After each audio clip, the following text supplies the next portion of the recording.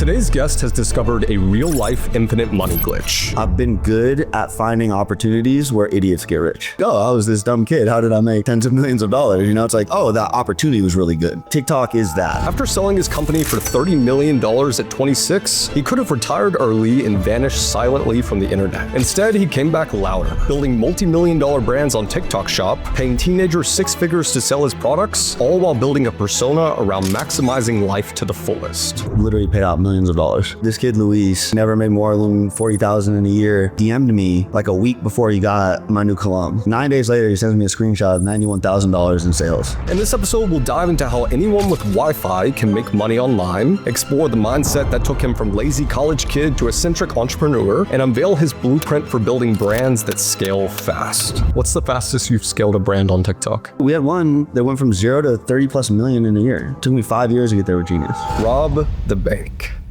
Welcome to the Jack Neel Podcast. Thank you for having me. Let's give the people something like super memorable today. Something that makes a difference in their life. Something that levels them up in all facets. What do you think? I think that's the goal. All right. Perfect. Guys, we're here in Puerto Rico right now. Rob was nice enough to let us film at his house. It's a sick ass place, but we'll get into that later. So Rob, in 2025, you've had massive success in business. What right now feels like an infinite money glitch? It's a TikTok Shop thing. I realized a while ago that, like, I'm 32. I realized I'm not the smartest guy. I've been good at finding opportunities where idiots get rich. Like Amazon, when I first found it, I didn't realize it. I was the idiot getting rich. You know, like now in hindsight, I have some humility. It's like, oh, I was this dumb kid. How did I make tens of millions of dollars? You know, it's like, oh, that opportunity was really good. And that's what people don't really appreciate. Culture and good business opportunities start like in the youth trenches. Like TikTok is that, right? Adults look at it like, oh, some adults still think it's a stupid dance platform. And meanwhile, kids are getting rich. Instead, I paid teenagers like 6 figures every month for making videos for my products. It's an actual gold rush. That's the opportunity that's here right now. And I think that's what people should be looking at. Walk me through the timeline of what have been the gold rushes on the internet in the past 10 years, for instance. Yeah. So I guess just in my career, right? And some of them have existed simultaneously. Right before Amazon, there was a window where Facebook ads were just like, I have a friend here, I jokingly wear, he has like a $200,000 chain, gold, diamonds, huge Facebook symbol with a like, you know, kind of on the rosary. And it's like a joke because they were like first on Facebook ads. And he said when they first launched, they were making $100,000 to $200,000 a day profit. And that's what like brought him out to Puerto Rico. And that was one of the, that's like OG. That was one of the windows where, you know, you could print. Amazon was obviously the next one. I would look at things like even Instagram. Like when you, I forget, like you weren't around for this, but they're like fitness influencers that could post a photoshopped shirt off picture, go viral and get hundreds of thousands of followers. You still see a lot of them like on IG. They're not popping like that anymore. But like, wow, this guy has 10 million followers. Like, what did he? And that was that era. Like Bradley Martin back in the day, or Summer. So Bradley's like survived and come to the next era. But it was like, you know, guys like, you ever see like Ulysses or, yeah, exactly. And no knock on them, but that's where it was like easy. They'd post these pictures, they'd go viral, and then like brand deals. So all of a sudden they'd, you know, like then influencer marketing was the meta. This brand Shreds, you ever heard of them? That sounds familiar. Yeah. Shreds, like they ran up 100 million plus. And they went down off like, it became trending Shred scams because they were doing Photoshop pictures of influencers with their products. But for like 2 years, bro, they were, you know, like that was their model. This guy, Devin Physique, you know, Paige Hathaway, she's still kind of relevant, but they were like Shred's influencers. And the owner of that company was fucking printing off that. So that was like another meta. Now, if you pay an influencer, their rates are high. They don't break you lose money, right? It's more of like a branding play. And so that's kind of what happens, right? These things don't go away either. The margin just compresses. Like people still do influencer marketing today. It evolves, it's different. But now, you know, like it's just like Facebook ads. People still do Facebook ads. Most people can't crack a profitable funnel. Back then it was easy. You'd press a button, your targeting could be all over the place, but no one was doing it. So if you're paying pennies, like you're just, same with Amazon.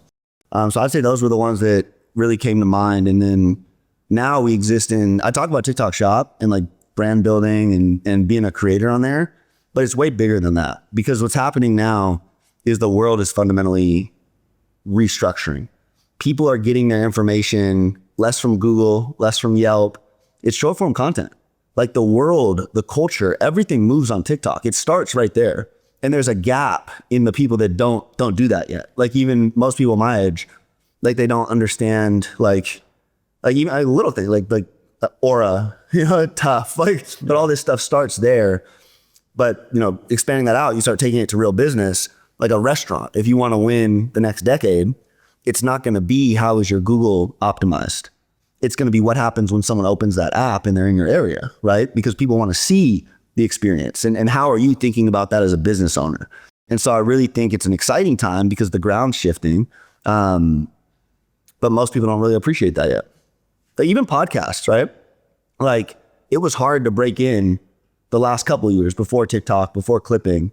And now all of a sudden streaming, now all of a sudden you can do it if you're that savvy person that understands short form content. Where are all the podcasts blowing up right now? Short form, right? And so that just shows the opportunity. But at the same time, it's like, it won't last, right? Like we're already seeing it. People are getting savvier and savvier, but that is the window right now for growth. Artists are fucking blowing up on TikTok. They don't need record labels. Like if you can gamify that short form bit, you can make it. I want to ask about this because we just interviewed Hormozy in Vegas, and he's someone that kind of preaches like opportunity vehicle doesn't matter that much. It's more just about putting in volume, and you can find success in any opportunity. Like you either have a product or you do a service. But would you say that a lot of his success with Gym Launch, I'm not sure how much you know about his story, came from the fact that he was super early into Facebook ads? Who is this guy? Alex Hormozy? What's he do? What's Jim? Oh, you're not familiar? No, of course. You're absolutely right. The fact you identified that, like there's all sorts of questions around that business, but Gym Launch was successful because he was day one Facebook ads. Like you can't lose in that era if you have like something decent. Would you say most guys under 40 found some like secret sauce early? Literally all of them, and then it's just who stayed in the game, who didn't. But literally, like tell me a name, I could probably pinpoint. I don't know some of these guys too well, but like the Hormozy one. And then did he actually say it doesn't matter? Like he didn't imply that, but I think it's his belief that opportunity, like you shouldn't be having like girl in the red dress syndrome of always looking for like the next opportunity. I think that's a key. That's crazy. Really? Which is, I get like fuck shiny object syndrome. Like don't chase a million things. Like, but if you don't have the thing that works, it's like, if you're like doing car stereo, consumer electronics, that's a dead industry. You can put all the work in and it doesn't matter if it goes well. Or like opening a restaurant. Yeah. Right? If you have like, you want to open a restaurant, you can work hard, you can put in the time, it's capped. Will it be successful? Yeah, maybe, but it's still like, it's capped. Like it's not this like glorious opportunity where you look at all the people who get, and that annoys me because you can get rich fast in the internet era. You really can. Like you can't get rich in a day, but like, I mean, Jimmy, good example. My business partner, I watched him go from making $5-10 grand a month to hundreds of thousands of dollars in a month over the course of a year. And that's the internet, but it's because he's in the right opportunity. And then when you find that, lock the fuck in, right? Like there was a 2-year period before TikTok where I was still trying to launch Amazon brands. It was hard. It was a grind. I wasn't failing, but I wasn't getting rich fast, right? And then this new vehicle comes along and you figure it out and you go crazy and then you run it the fuck up. How do you decide if an opportunity isn't worth pursuing further? Like what information would you need to know that TikTok shop wouldn't be the thing for Rob to focus on? Are kids getting rich? Are kids actually getting rich? Like young kids that know nothing about life, are they actually making $10, $20, $30, $40,000 a month? And this all clicked for me when one of my really now mentors, he's going to sell his business for probably 800 or 900 million this year. And he came in Amazon 2 years after me with Genius Brand. He started his company 2 years after. He still owns it. He went from Amazon to he's doing tens of millions a month on Amazon. He's in Walmart, like big national brand, very sophisticated, savvy business guy. What niche is it? It's health supplements, without getting too specific, but one of the biggest categories. I could say it, probiotics. He has like the number one probiotic on Amazon, monster. And he comes in 2 years after Genius Brand. And, we ended up developing a relationship and I was like, what made you like choose Amazon and go all in. And he's like, well, I was looking for my next thing after I sold. He had like some internet company, like IP protection or something, like had a good exit. And then he's looking for his next thing with his business partner. He says he goes to this conference and he's like, he couldn't believe how many idiots were walking around with multiple $1 million businesses. And he goes, okay, this is where we need to focus. And he went all in, and I mean, it'll be an $800 or $900 million thing. That's like real business opportunity, real business. And of course now he's on TikTok too. Like he rode the Amazon wave, built a monster there. And then he's first on TikTok, and just all the pieces of success. So you believe the opportunity right now is TikTok shop, or do you think it is any low ticket thing that can be scaled with short form distribution? I think the glowing one is TikTok shop because it's very easy to understand and like very straightforward, right? If you start getting into what we talk, like you want to do a podcast, it's a little more complex, like even to digest that information. But that being said, there's a lot of like, you could be an artist right now, right? Like, should everyone go try to be an artist? Like, probably not. But this would be the window in time where you could actually blow up, right? There's a lot of talent out there. That's what I've realized over the years too. There's a lot of hard workers. There's a lot of like people that have the variables for success. So people come like, oh, why are you successful? And it's like, oh, I could say I work hard. Like I do those things. I'm not like, like I figure it out.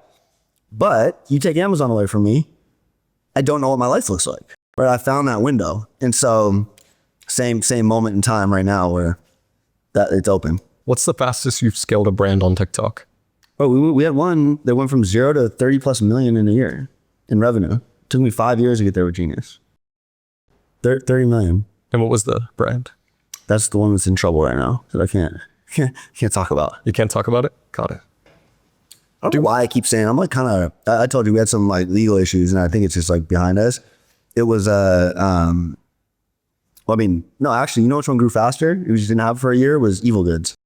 We did 3.5 million our last month before running into the Amazon issues. 3.5 million. Yeah, and this was like 6 months in the business. And what was your process for scaling up that fast? But you plug in like Jimmy's system with creators. It's a decentralized blast of content, like viral. The second an angle hits, it's no different than podcast clips. It's no different than Andrew Tate, saying a podcast bit and everyone's reposting it. Same thing for products. And the second that catches, we're not paying, like that's where the spread, we're not paying the creators that much relative to how much sales are being driven. Does that make sense? Like that'll change over time. The people that know how to get viral, they're already asking for more money. But like right now, there's still a window where it's just clearly profitable. We go pay an influencer, we go pay a YouTuber for a post on Evil Goods, we lose money.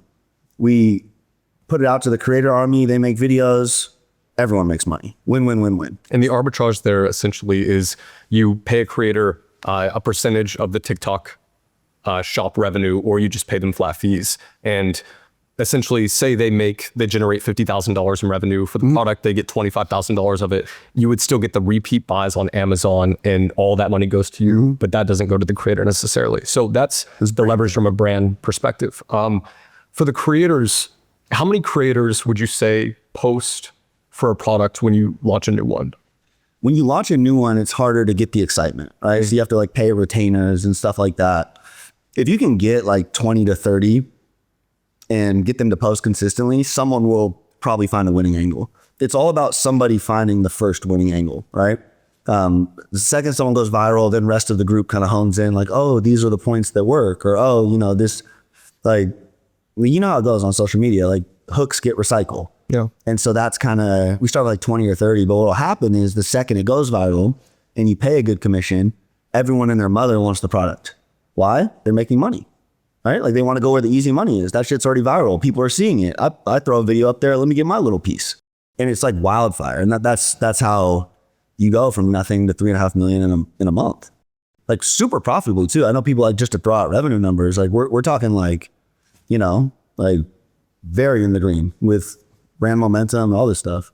And explain to people kind of the long-term play of blowing up these brands because, I do want to clarify this first. Do you launch on TikTok shop and then launch on Amazon once the brand has a lot of traction, or do you launch at the same time? I like to do simultaneously, yeah. Do other people have different philosophies on that? And what's the reason for yours? Depends how much money you have. Like, if you're, a lot of people don't come into it with like, we can throw hundreds of thousands of dollars at a launch. And so Amazon, you can never go out of stock. That's like a thing. They'll penalize you. And so you got to be aware of that. And it's just like, how much inventory do you have? There's a case to be made too for like just slightly staggering it. Like, okay, we're not going to go viral day one on TikTok. So we'll do the Amazon launch 2 weeks after. But keeping them close is the way to do it. I view TikTok as the marketing engine, and then everywhere else is where you make your money. Like, you're no longer spending money on traditional routes. You're pouring it into TikTok, and the world sees you from there. Because that's just how it works. Like, you think about anyone who's become anything in the last couple of years, it starts on that platform, and it's no different than with brands. How much money are you paying kids on TikTok? Oh, well, I've literally paid out millions of dollars between the multiple brands. Like, in some of these, I'm like, own 30-40%. This is not like me personally, but we've paid millions of dollars. Do you have a case study of like a kid who's made the most money that you've seen? There's been a couple. One that really sticks out. This kid Luis, he's first generation US. Family came over from Mexico. He's been a server his whole life, and like server money. Like, never made more than 40,000 in a year. He gets into Creators Corner. We watched it happen. Jimmy highlighted it for me. Like, I didn't, I get hit up a lot. Like, I don't process stuff. He goes, no, I saw this guy. Like, he's like journaling. He's posting every day. He's calling his shot. I'm going to hit this number. And this guy DM'd me like a week before he got my new cologne. And he goes, I'm going to do 100,000 this month myself for you. And I was like, yeah, sure, bet. Like, cool, hit me. 9 days later, he sends me a screenshot of $91,000 in sales. I was like, oh, hold on. Who are you? And that month he ended up making six figures. Like, I think I paid him like 45 grand or something. He had a couple other brands he was running, and all in, he's either a millionaire or very close. So I haven't like pocket watched him that close. He's my guy, but I've watched his life change over the last 12 months. Now he got a little equity in one of the brands we're doing. Like, that's the perfect example. He was a server his whole life. He looked for internet stuff. He had, failed dropshipping. He had failed, what else did he do? I think at one point he tried to run a social media agency, and like, those just weren't the vehicles. Yeah. He found this, believed in it, full send, and he's calling a shot, and it's like, I don't know, I was super impressed by that. Louis. And how many videos would you say he's made in the past 12 months? I guess he's posting once a day, a couple times a day? Yeah, probably one a day for each brand. Sometimes less. Each creator has their own philosophy. Like, some creators are just, like very brute force. Like, they'll post 3 times a day, but most of it's shit. You'll have another creator who will pop out once a week, but it's like autistic, mad genius. And like, that video is going to rip. So it's kind of all over the place. And what do you think, just observing it? I know you're not super on the creative side because you've scaled up past that, but what's really going into these videos that's making them so good? Like the ones that are extreme outliers? It's what makes all short form content rip in some way. It's, it snags your attention and you retain attention and it converts. Like, it's really those components, right? Like, so often that hook, like the disruptive piece, what did they do? Whether it be a visual hook, whether it be something they said. But it's just really that. Like, there was a stint there where AI videos, some kid had figured out that if you just did Mid-Journey clips with that Adam 11 Labs voiceover, you would print. Like, I remember the first video that went up, you've probably seen these, it's like, because now people use them in other segments. That started in ours. It was one of my products. If you took Kingmaker for 21 days, if a man took Kingmaker for 21 days, this is what would happen to his body. Yep. It was AI voice with Mid-Journey images plastered over and over, and that kid did numbers. One that I catch people watching a lot is like, it'll be a video of a girl and it's AI, but you can't really tell. And she's like, oh man, don't give away all our secrets. She's like, I've dated a Saudi prince for 4 years, and here's everything he did to make sure I was like a great woman. And it was like, I would shower at this time and I would wash my skin every day with this. And then they plug hidden ad. And people like don't even realize that they're watching an ad because they're reading off all these different types of products. But have you noticed that type of video is more effective, like the embedded ad, or something with like direct congruence? No, that stuff works great. They all have their moments too. But we just for the record too, we've tried to really steer away from like illegal or fraudulent stuff, and that like those videos we've shed down internally. Other like crazier marketers will do it. But another one on that, like same talk track is my dad is like the #1 dermatologist in New York. The same hook. And this is what he taught me about my skin. And then it's like, but that was like, okay, there's no actual doctor here. This is, you know what I mean? So we've been big on cleaning that up because TikTok will in time, the FTC will in time. We want to be ahead of that. But did you run into issues? Did you get sued by Joe Rogan for doing AI videos? I did not. No, nothing like that. No. So this is a good story. I've told it publicly. This was before I met Jimmy, and this was me as an old guy. I'm paying like all these different agencies and people to like, yo, help me figure out TikTok. I saw the Tate thing. I was like, so this is going to be like decentralized accounts. And this little autistic kid is the first fucking deepfake ever. And keep in mind too, I don't have like a big brand at this point. We're doing like, this is pre-Jimmy. Like we're probably doing like 150 grand a month. Like there's no real business there. And this kid puts together the 11 Labs voice with some like, you know, mouth moving AI. This is like pre-Chat GPT, and it doesn't go viral because it was kind of a shit video. He starts running ads to it. This is actually how I know Jimmy. Jimmy's the one that snags it off TikTok, puts it on Twitter, says, holy shit, how is this legal? Like the Chinese are out of control or something. Super Bowl Sunday. So a friend sends it to me. I'm like, oh shit, I don't know who made the video at this point. Yeah. So I'm like reaching out to my guys. I found the one that made it. I was, make this? I go, you need to get that down. Already on Twitter. Andrew Huberman comments. This isn't us. Attorney comments. This is not legal. I'm like, okay, this is getting bad. 400 views, 500,000 views. CoffeeZilla retweets it. I'm like, fuck, this is going to be a thing. My attorney like proactively reached out to both those guys, Huberman and Rogan, their counsel. I was like, yo, this is the situation. Huberman was like mad fucking cool. He's like, donate to my charity and like never let this shit happen again, but my name definitely got in the middle of that for a second. But that was like internet history. It's very weird reflecting on it because there was no real business there yet, no real sales from the thing. And then when it went viral, like shit ton of sales, and then like legal issues. So interesting. Yeah, I guess that is history in a way. It's the first AI being used to sell, like the first deepfake being used to sell something. Interesting, man. Deepfake scams are here. And we're not ready. That was the CoffeeZilla retweet. I'll never unsee it in my brain. I was just like, oh fuck. How do you test products before going all in? I don't. That's like a common thing people talk about in dropshipping. Like, oh, test it and figure it out. And it's like, I'm very data driven. Like I often know if something will work or not. Like you can look at, like beef tallow was so obvious. If you kind of like triangulate, I don't know how specific you want to get here from like a super specific value perspective, but I'll use like, there's a tool, Helium 10. And so I'll look at search trends on Amazon and search trends and how many people are selling. Like it's a very rudimentary, like, I don't know. To me, it's not crazy. Yeah. But like you start there, you look at the data and then you'll triangulate with something like Exploding Topics, which is another one which tracks like all the viral trends on the internet. Like, Looks Maxing. Yeah.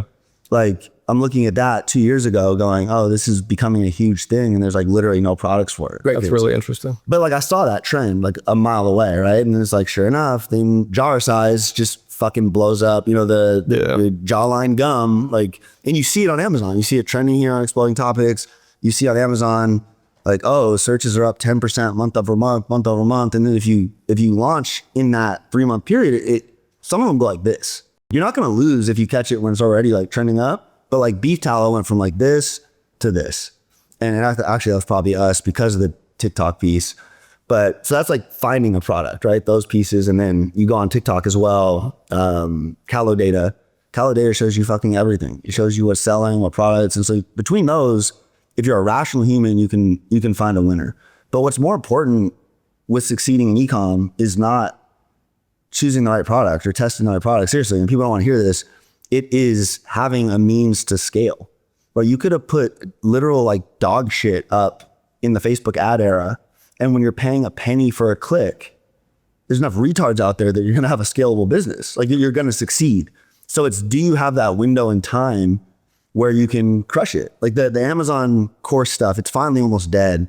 But when I started on this 2.5 years ago, gurus who have never done Amazon, They're like teaching this rudimentary, find product, put on Amazon, it sells. And that is how it worked in 2013. Like there was no one on there. So you could go grab something from Alibaba, put it up there and make money. Then of course, once all those, searches are filled, then it becomes who's the savvy marketer, who's getting reviews, what are you paying per click? Like it just gets harder. And so that's like one of those times now, if you can go viral on TikTok, it doesn't really matter what all the other data says. If you can get millions of views for pennies on the dollar, you're going to succeed. Are you spending any on ads, or is it all going into the creators? We've started to, like when we have healthy inventory levels, because half of it's been just fucking keeping up with the inventory. But what you do is you take the winning creator videos and you put dollars behind them. Like that's it. Those are our ads. Like they stop going viral. Okay, cool. Now we're going to run it as an ad. You take winning creatives and run them as ads. Mm-hmm. See, I have a slight issue with that. It might be different with products, but I was talking about this with someone. I was like, it seems like the thing that would do well as an ad would be different than the thing that would do well as an organic piece of content, because ads typically have more congruency. Like they're more straightforward. Like want a product that gives you clear skin that uses all natural ingredients would be an ad. And then organic piece of content, it'd be integrated. I think it's different with product because like the stuff that works for us at viral scale has proven itself. It's 1-to-1 on ads. Mm-hmm. Interesting. Okay. But here's a hot take. I think we're in the final years of ads, and like I wouldn't be bullish on holding Facebook, stock, because you think about where's everyone putting all their money right now? Organic content. Why? Because these algorithms are so fucking good. Like it makes way more sense for me to internally, like even on my social media team, I don't run paid ads. I don't want that audience that I don't like that interaction. But B, you think about these algorithms and how good they are at putting the right content in front of the right people, put your money there. Not only is it cheaper, but it's like the quality is better. And so I don't see a world where ads continue to be part of the equation as long as these algorithms continue to improve. You ever think about that? It's kind of like Yeah, I was curious on that. Why don't you focus your efforts on scaling the next era of Facebook ads and doing this whole creator thing as opposed to using that mechanism for your own brands? Like, why don't you be the go-to place to do it for other brands? Do you just get higher ROI? Oh, the money, like the real money is in building a company and selling it. Like, you can think about, I've been talking about this more online lately. It's like people are so excited about $10,000 a month. No wealthy people think about their monthly income. Yeah. Like millionaires think on an annual basis. Billionaires are thinking decades sometimes. Like they just have that time horizon. No one's making ordinary income. And so you think about building a business like Genius Brand. Right? I didn't do that public facing. You got your course seller in Miami who's crushing it. He's well known. He's making $250,000 a month. Right? Say he does that for 2 years. What is that? Let's keep clean math. 200,000. He makes 2.4 million a year. Let's say he pays taxes. They probably don't. Right? They have a crazy lifestyle. Maybe he tucks away $1 million each year for 2 or 3 years. Let's say he does it for 3 years. He's got $3 million. Probably less, right? He's living in Miami, like living a good life. You compare that to building a company and selling it for $30 million and paying capital gains tax on it. You're talking 24 million in the bank. Like the interest on that principal is what he makes. I don't know if that pencils out, but like if interest rates are high, that's where like real passive income and crazy wealth and, $7-8 million homes. And there's just levels to it too, right? Like this is like, I see all the other levels like so clearly. Like my friend owns a plane, it costs him $1 million a year to own the plane, like between the pilots and insurance and all that. But he, he's a couple hundred liquid. And so he has like his bonds. He has a chunk of bond portfolio, pays him $2.5 million a year. Yeah. And so it's like, okay, that's how I think about it. Now I'd like to retrain the internet in a lot of ways because this internet shit's so real. Mm-hmm. Like you can get rich fast. You can build these crazy businesses. You can make hundreds of thousands of dollars a month as a course person or whatever, right? But then the next step, Iman's a good example. Iman's done great in info and he offers a good service and but he's built his personal brand in a very intelligent way.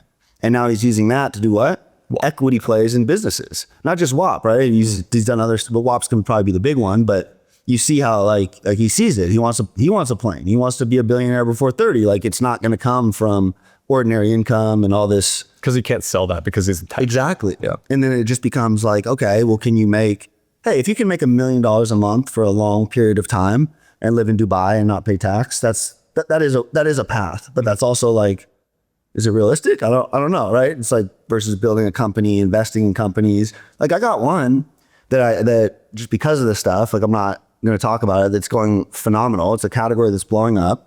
I bought 40% of the business for $100,000, and it's another one. He's doing his number one product on TikTok Shop last 2 weeks. He'll do 4 million this month. That's a business that we hope, if like we keep it steady and anything can change, but I'm hopeful to sell that for 50 million plus in the next 18 months, maybe 24, right? Like we got to keep that roadmap, but then, okay, that right there is 20 million plus on my name. That's like a real number versus, yeah. Is that a supplement pack? Yeah. Uh-huh. I've noticed those are doing well on TikTok, especially right now, just looking at Kalo data. Why do you think like supplement packs are doing so well?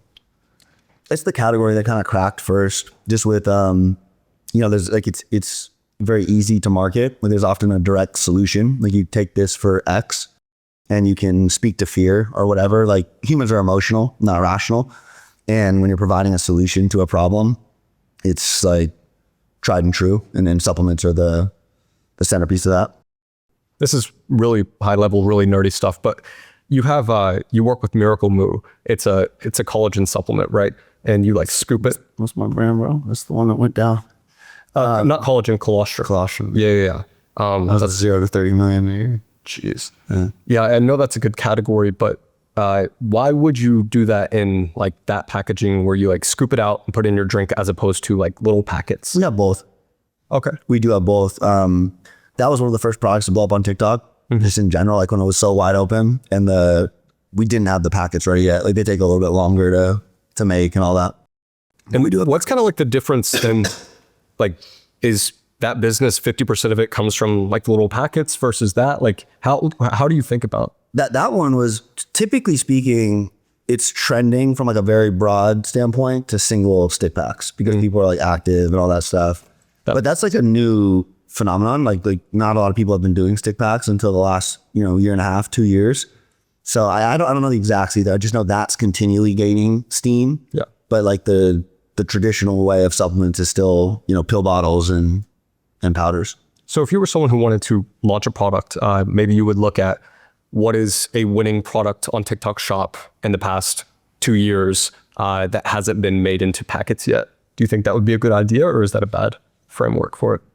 I don't love it. I don't love the framework. I think like if we did colostrum over again, starting with stick packs, just because of that thought process. But I still think like other factors are more important, if that makes sense. And how much do you think about what's doing well right now versus like predictive trends, right? Because I was looking into TikTok Shop and I was thinking what is doing well in China, because the US follows China a bit, and TikTok, the software itself is following China. I'm like, what's doing well in China on their version of TikTok Shop with Douyin that could maybe do well in the US in a few months? And something I looked at was like automatic cat feeders and cat water fountains.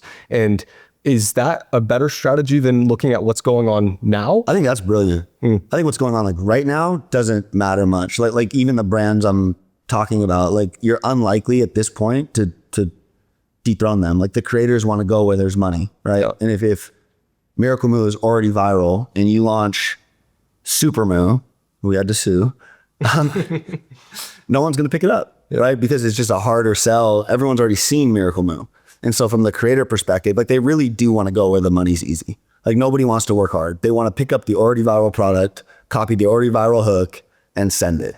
And so what's happening right now isn't how I think about it. I do like the slightly looking into the future, right? Like if you can see like the looks maxing thing and no products, or even like beef tallow, there was like, a brand on Twitter that was doing good, and like, one on Amazon, but no one on TikTok yet. Like it was still wide open on Amazon.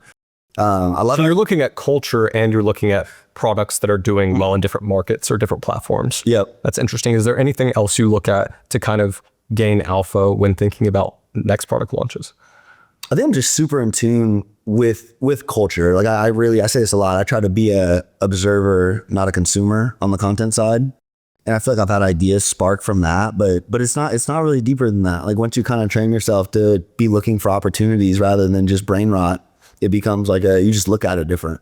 What are you noticing in culture right now that you think could be a big opportunity that maybe you yourself won't capitalize on? Well, shit, like there's definitely a shift towards we're going away from like the extreme flash and like you see my Miami video that blew up. I was just like, Yeah. you know, like it's a fake, it's rented rich, right? And people are kind of shifting towards what matters. I think so broader from that. What are people doing? More mindfulness, more journaling, like those types of things so journals would be like something where I'd be like, oh, that's like a good idea, right? Like it's becoming a trend. You're seeing people shift this direction. Yeah, like on that, I mean, like, I don't know, like meditation, pillow. Like I would be exploring that wave of growth around like more mindfulness versus like the red pill thing. Like we rode that wave with Alpha Grind. It was coffee with, you know, and that's like dead. It's like largely silly outside of like no one takes that seriously other than like, you know, a Tate, right? You were the first person I heard that said that the red pill thing is kind of dead. And I've been thinking about this. I was like, we're definitely going to see like the pendulum swings back and forth. Like Tate is a result of the extreme liberalism that happened in the US and during COVID times. And now we see a reversal of it. And I was talking to this about people, and then I think it was 2 months ago, I was like, what is the most exploding podcast right now? And it was a liberal podcast that was like critical of Trump. And I was like, this is getting more downloads than Joe Rogan right now. Yeah. It's because we're swinging in the opposite direction now that Trump. And you're seeing it, yeah. And that just happens. It's like, oh, it's gotten so out of control. Well, hey, next it's going to be so out of control far right. Like it just probably will. And that's fine. And then it'll go this way. And then Kanye will say the opposite thing. And that's when you're not, you know, it's like, yeah. It's just, look at what Kanye is doing to understand culture. But for product, this is maybe a bad question for you because your expertise is specifically in physical goods like CPG. But why don't you look at any types of software or mobile apps? Because I love them. A lot of kids are making money with AI apps. I love them. And Jimmy's blown up a couple, and we'll probably try to invest in some next year. I don't know how to analyze them the same. I don't know how to make them, like which bothers me. I've tried to build 2 softwares on the Amazon side, you know, spent 6 figures, kind of lit it on fire. No, like the MVP was trash. So I don't have good experiences personally, but I love the opportunities and categories. Yep. Like that Blake kid. Blake Anderson. Yeah, he's doing great. Like great business model. Like from what I've gathered, I haven't like deep dove, but it's like, yeah, he's finding the thing, and then TikTok blows him up. You know, the other Looks Maxon kid, I'm drawing a blank on his name. Did he do UMax? Yeah. What's his name? Is it Sam? Yeah, that sounds right. I'm hella embarrassed. That's like my guy. Like, I started Muay Thai right now. He wants to come out and train. No. But like that's perfect. He's blowing that up short form. He's getting other people to do the same, and it's a good business. Let's talk about the evolution of TikTok, because right now we have the ability to buy TikTok shop products. I haven't looked into this too much, but do they have Amazon integration now? No, not really. They're like one point they kind of brought, you could run ads TikTok to directly Amazon, and they're like flirting with each other. Like Amazon put in a bid to buy them. I think it's the dumbest thing in the world for Amazon. Like, I don't think they fully appreciate the threat that's staring them down. And China's really good at that, like some art of war shit, you know, like keep them close. Yeah. But yeah, no, it's right now the best play there is like, if you know Amazon well, which we still do, Amazon's algorithm loves external traffic. And what happens when you go viral on TikTok, everyone's on TikTok. Like, you know, like my parents, my, you know, like wife, like everyone is on TikTok. They're not buying a TikTok shop. They're not comfortable with it yet, but they see the products. Where are they comfortable buying? Amazon. And so that's serious alpha right now that no one talks about. It's interesting. Yeah, because from the creator perspective, I was looking at TikTok shop briefly a few months ago. I was like, can I just get a viral video and make some money? And I was like, well, I need to find a product that isn't on Amazon because it'll convert better. I'm thinking most people will just look it up on Amazon. Is that not really the case? Do people do like first time buy on TikTok and then he buys on Amazon? You're absolutely right. A lot jump over Amazon, like, and just go buy. That's what we tried to model this, but it's hard because you're not tracking exact, you know, like there's no direct tracking, but like roughly the math we got to was for every $1 that you convert on TikTok shop, there tends to be like another 50 cents on Amazon that you don't pay for. So if a creator drives $100,000 in sales, they probably drove 50,000 on Amazon. And then it gets even better. Like my friend who, you know, with the probiotic business, they see it in Walmart. They buy at Walmart. He sees pull through, you know, at that level. At what point do you look to get in stores, like physically with products? Because I talked to Jake about this. I was like, do you want Evil Goods to be like in Target, Walmart? It's a big swing that you have to be willing to like invest in that doesn't make a lot of sense up front. The internet's like easy, profitable, and you can run it lean. Like you can build a company to, like 50 plus million with just a couple people and have it be pretty buttoned up, super profitable. The second you go into retail, payment terms suck, margins are less. You have to build out like a bigger team or regional people. And the play there is like, if you do that right, like the probiotic guy, he made that bet. He's like, you know what? Fuck it. We're going to go for Walmart. You don't make money the first couple of years, but once you're that household name everywhere, that's where you see multiples like damn near in the billions, right? It's like a big risk, but you have to decide. He probably could have sold that business 2 years ago, 3 years ago for 150 to 200 million and walked away. And instead they chose to go for it. And it was successful. Sometimes it's not. Like a Genius brand, we launched in CVS. CVS orders $1.5 million of product on their first PO. It's like net 60 payment terms. Like we had to give them a free bottle for each store. So like we're already like, damn, this is kind of rough, but we want to take a swing. We only collected $300,000 of that money. Like they never paid the rest of it. And like we weren't selling well enough and their communication was horrible. And it was like, that's the potential downside of retail. Interesting. Walk me through the timeline of Genius Brands. What was the first product? The first one was, I did three products. I did a caffeine-free fat burner, a caffeine-free pre-workout. They were both like clinically dosed. Like at the time, I remember looking at the math, like fat burners at the time were like these like crazy stimulant pills. Like people were trying to sell like damn near Adderall and like, you know what ephedrine is? Like it was like, that was like a legal one that went away. And so the whole category was just these cheap stimulants and nothing that would actually help like weight loss and just make you feel cracked out and not eat. And so I'm looking at all these top sellers and they're like $20. And I put together this formula with my pharmacist of like, if you wanted to help someone actually lose like a very modest amount of weight, right? Like, because there's no magic pill. And that was like part of our marketing. Like there's no magic pill, but you increase thermogenesis, all this stuff. What does it cost? And our cost to make the product was like $16 and everyone else is selling for 20. So I'm like, huh. So this was like the risk for me at the time. Same with pre-workout. It was all heavy stimulants. And I'm like, no, what makes like a good workout? What will increase your endurance? Well, like, all those things. And again, super expensive. I set my price. I sold the fat burner for $50. I sold the pre-workout for $50. And then I also got the license on an extended release caffeine. So Genius caffeine, it's still around. It's still like it's like $10, but it's still like one of the best sellers. It was like the caffeine blended with like an Omega or something. So it was just a delayed release. And so I was like, okay, we'll give people the option. They can take the fat burner, and if they want to add the caffeine pill, they can get that like euphoria. And it was just wildly successful. Like there was like I was like, oh, there's a group of people out there that this is appealing to them. And at the time it was like, everyone told me it was stupid because Amazon's a discount site. Like people are price driven. I was like, like Genius was a very premium brand. Like I used all branded ingredients, which are like 3 times the cost. Like I wanted to do it super right. And because it was direct to consumer, because Amazon, because I didn't have a big team, I can make less gross margin. And so those products worked. And then what happened was like the first 2 years, that's when I was still like kind of phasing out of, I was like the LA Fitness Chipotle guy. Like that was my life. I didn't like party or anything, but I just like, that was my favorite part of the day. I love to go hit bench every Wednesday with my guy Duran. And as I started to realize like that was not a great lifestyle or like a super profitable lifestyle and poured more into the business, Genius evolved with it. It became more biohacking. It became more nootropics. And so like those first two years, I think we got to like 10 million. I think year 2 was like 10. Year 1 was like 3 million. And year 2 was 10 million.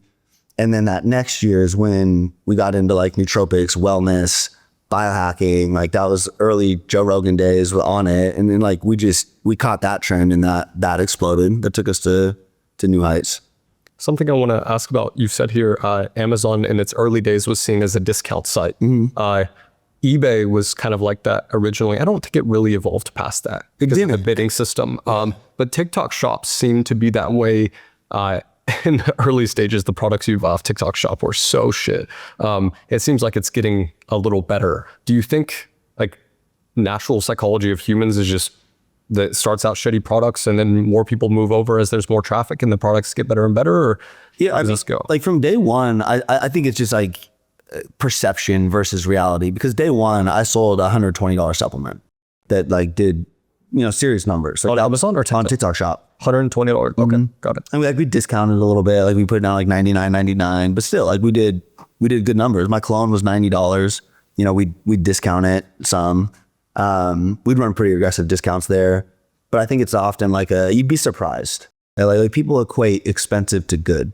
That's like a common thing. And so, yeah, a lot of people will keep swiping or whatever, but some people want good, right? And they're like, it catches their attention. By and large, like most of the products do look like dog shit on TikTok Shop for sure. I think that's part of the magic, honestly. Like it's so ugly, it stands out. But I think over time, you'll continue to see the same trend. The people that invest in brands, the people that continue to invest in products. Early Amazon was a lot like that too. Like I was talking about the legit brands selling fat burners, but then all the other Amazon marketers were like private label, like garbage, with like a printed off label. And then over time that changed. So yeah. Rob, if someone, say you had $0, that's a super common question, but if you had $0 and you wanted to go from a creator on TikTok Shop, I'm guessing that's the path, creator on TikTok Shop to launching a brand, what would be your strategy to make lots of money if you just had $0 in your bank?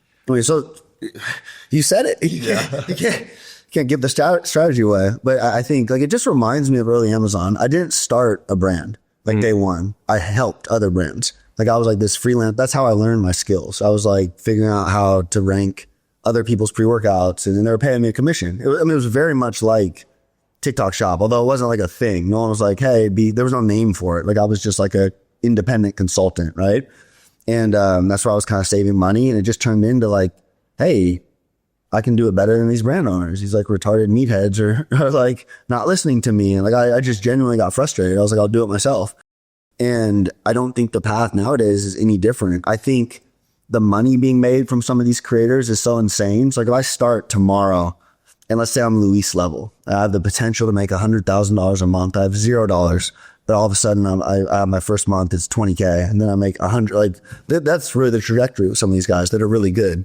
They'll go from like literally nothing to, oh my God, this kid Drew did like 180 grand in a month. I met him in Charleston at Jimmy's meetup, and I made him take out his fucking bank account. And I was like, let me see. I want to see these. He's just showing me these crazy ATH deposits from TikTok. I'm like, and I saw the video obviously, but like, that's how like rattled I was. 180 grand in a month. And he was, not doing anything before that. So I would try to be the best creator in the fucking world. I would try to be the guy that not only makes the autistically elite content, but does it every single day, multiple times, right? If I saw this with what I know now, I would be a dog, like in that world. And for people who suck at videos, live streaming is huge as well. Live streaming is huge. I would probably live stream with my free hours. There's a kid who was doing it for Evil Goods. This Mexican kid, and he does it 10 hours a day, and he makes like $1,000 to $2,000 a day. And what does he do in that content? I don't really know. I haven't watched it. It speaks in Spanish, and since they're talking about the product, I've seen girls on TikTok just walk on a freaking standing treadmill and make like tens of thousands of dollars a day. Yeah, just talking about it. Yeah, just walking and talking about it. It's like the old, what were those called back in the day? Infomercials. Yeah. Or like the live buying things, like where people would like, there's a whole, what was it, Family Guy or South Park bit about it. They like would sell these like bullshit jewelry from China to like old people on the internet. And they would just like sell it live and show it off. And I think people can do that with TikTok Shop now. They make tons of money. Original dropshipping. Yeah. It's funny just how all this stuff like repeats. And that's just another piece of advice to business owners in general, like hire older talent occasionally because they know like the older methods. Well, that's what Jimmy saw in me too. It was just like, that's how we hit it off. He's like, I got this skill. Like I'm clearly able to make money, but like I'm not turning it into what I feel like it's worth. Like how do we put business around this? Like he had a swimwear brand. He needs to tell this story more, but like he got something like 600 million views in a I don't know, like a 2-month period or something. You should have him on. His stories are great. And then he like exhausted the market, and it was just like a gimmicky swimwear. He did like $1.5 million in sales in a year. And then all of a sudden, like he had reached the entire TikTok algorithm, and there was no exitable business. Like he, made him and his partner, they probably made like 200 or 300 grand. It was like, they're ordering from China. Like it was stupid, right? Like long term, there was no exit. And then he has his roommate blowing up tabs, and he's like, this is like a little closer, still a little too gimmicky or whatever, but like, okay, I see the potential. And so that's how we hit it off. It's like he had the skill, and then I had the business acumen to say like, this is how I would think about it, right? But in today's world, because that creator money is so insane, like as an Amazon consultant, my biggest month ever was 50,000. That was right towards the end. And I was making more with the brand. So eventually I walked away from it. If you're making as a 20-year-old, 21-year-old, $100,000+ a month, I would not start a fucking brand. I would go to the brands I'm super valuable with and work out some equity deals. Like, you know, if you're creating for a brand driving several $100,000 a month, you know your value, you could pull that brand should be reasonable and work out a deal with you. You know, give you a couple points. That's the Luis gentleman. He took that advice with me, and you know, he got 20% of one of our new startups. He invested some money, but he's not going to take his eye off the ball of creating, or he's not going to deal with having to. Running a brand's hard. Ordering inventory, your supply chain, you know, like all of it. It takes a lot of time. Can it be worth it? Absolutely. But in today's world, if I wanted to go from like 0 to 10 million plus, I would keep that cash engine going of me being the creator at the center of it, making, you know, let's say $1 million a year. And then I'd work out strategic equity deals. Like even this, you know, the business I told you about, the one, like, you know, if you had a couple points in that, that can be $1 million, $2 million, $3 million, like that's your leverage while still maintaining the thing that made you good. Yeah, you don't even have to launch your own product. Exactly. You can just do something that's already working, and you know it already works with you because you've made videos about it that have done well. It's really interesting. And that's why I feel bad, honestly, because I'm very pro brand. I'm pro, you know, I like, you hear my talk track, but then I have had some kids like stop creating and like go through this whole process of like trying to launch a brand, and then they realize like, oh, this is hard. A lot goes into this, right? And so I'm trying to kind of correct that talk track. I'm not saying equity, like, no, get your equity. But when you're in the throes of really, you know, life-changing money, definitely don't take your eye off the ball either, right? Like I did it with Amazon in such a way that it was kind of a couple year period. Like I transitioned well, you know, as the consulting thing got harder and as my brands got bigger. But that's how I'd be thinking about it. Rob, do you think anyone's making more money on TikTok Shop than you are? Yeah. Yeah, there's a couple big brands, like profitably. Yeah, there's a couple brands that have really, really done well. And then like, yeah, I've had some of the issues like products getting kicked off and stuff. I'm definitely way up there, but I'm humble enough to say like these guys, Goalie, you heard of them? Apple cider vinegar gummies? Yes. Yeah. Man. So Goalie's a big company anyway. They have ashwagandha gummies too. Yeah. And so Goalie's already a big company. They've been making like crazy moves for a long time. And they come in there and rather than just set high commissions, they do a crazy giveaway. Like they if you do $1 million GMV, they're going to buy you a condo in Brickell or give you $500,000. And they lost money on that, on the giveaway. But what happened? They probably lost $1 million or $2 million on the TikTok Shop. They go to number 1 on Amazon. You go in any Target because they're nationally distributed. You couldn't find them on shelf. They got so much traction and they kind of fucked up the game for a little bit. Because all of a sudden, like creators are like, hey, I don't want to create unless I can get a condo or a Ferrari. And you're like, what?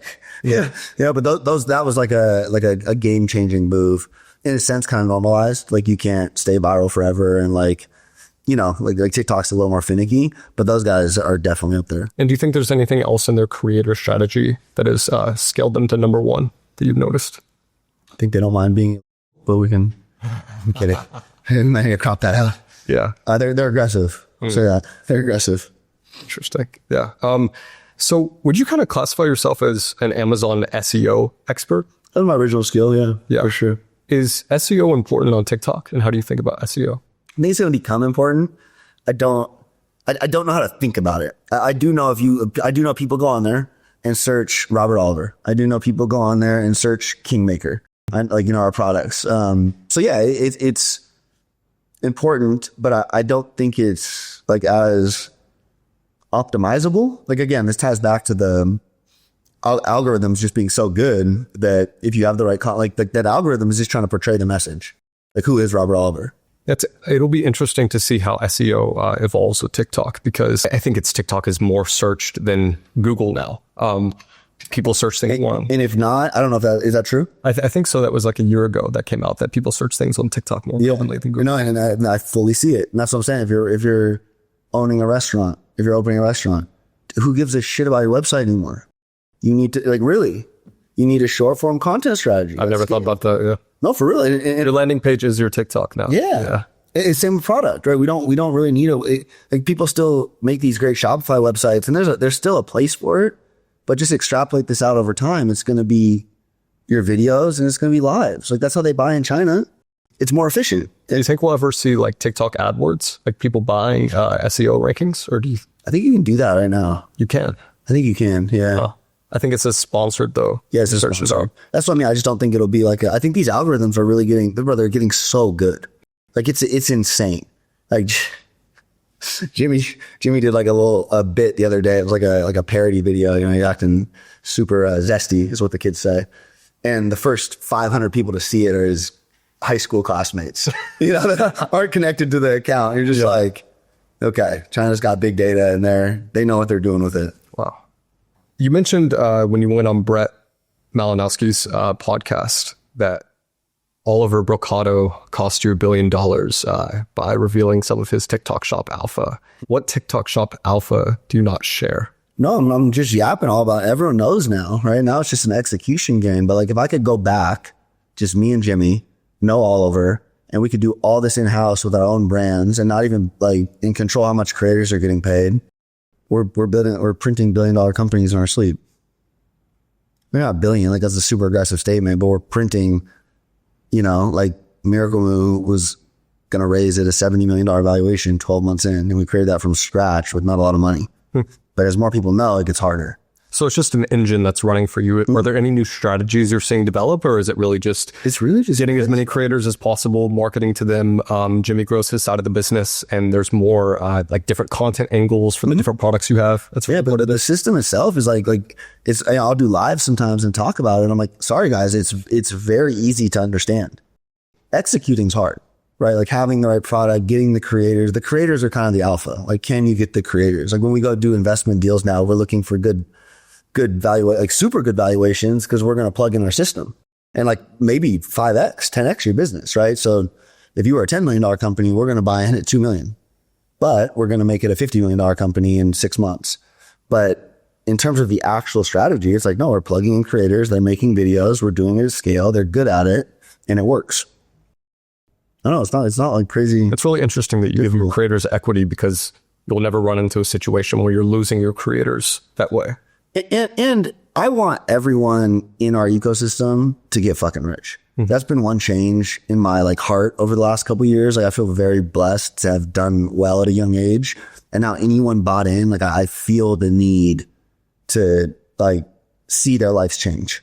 And like I practice what I preach. Like equity is a component of that. Like my camera guy here, like he's been with me for a couple of years and he creates on Shop and in his spare time makes money, but he just, you know, we just let him buy 5% of the new company we're launching. Like I really do believe that. And I think it just makes for longevity. It makes a better world. Like I want to be doing this a long time. And I think reputation and you know, like fact checking, does he stand on that is important.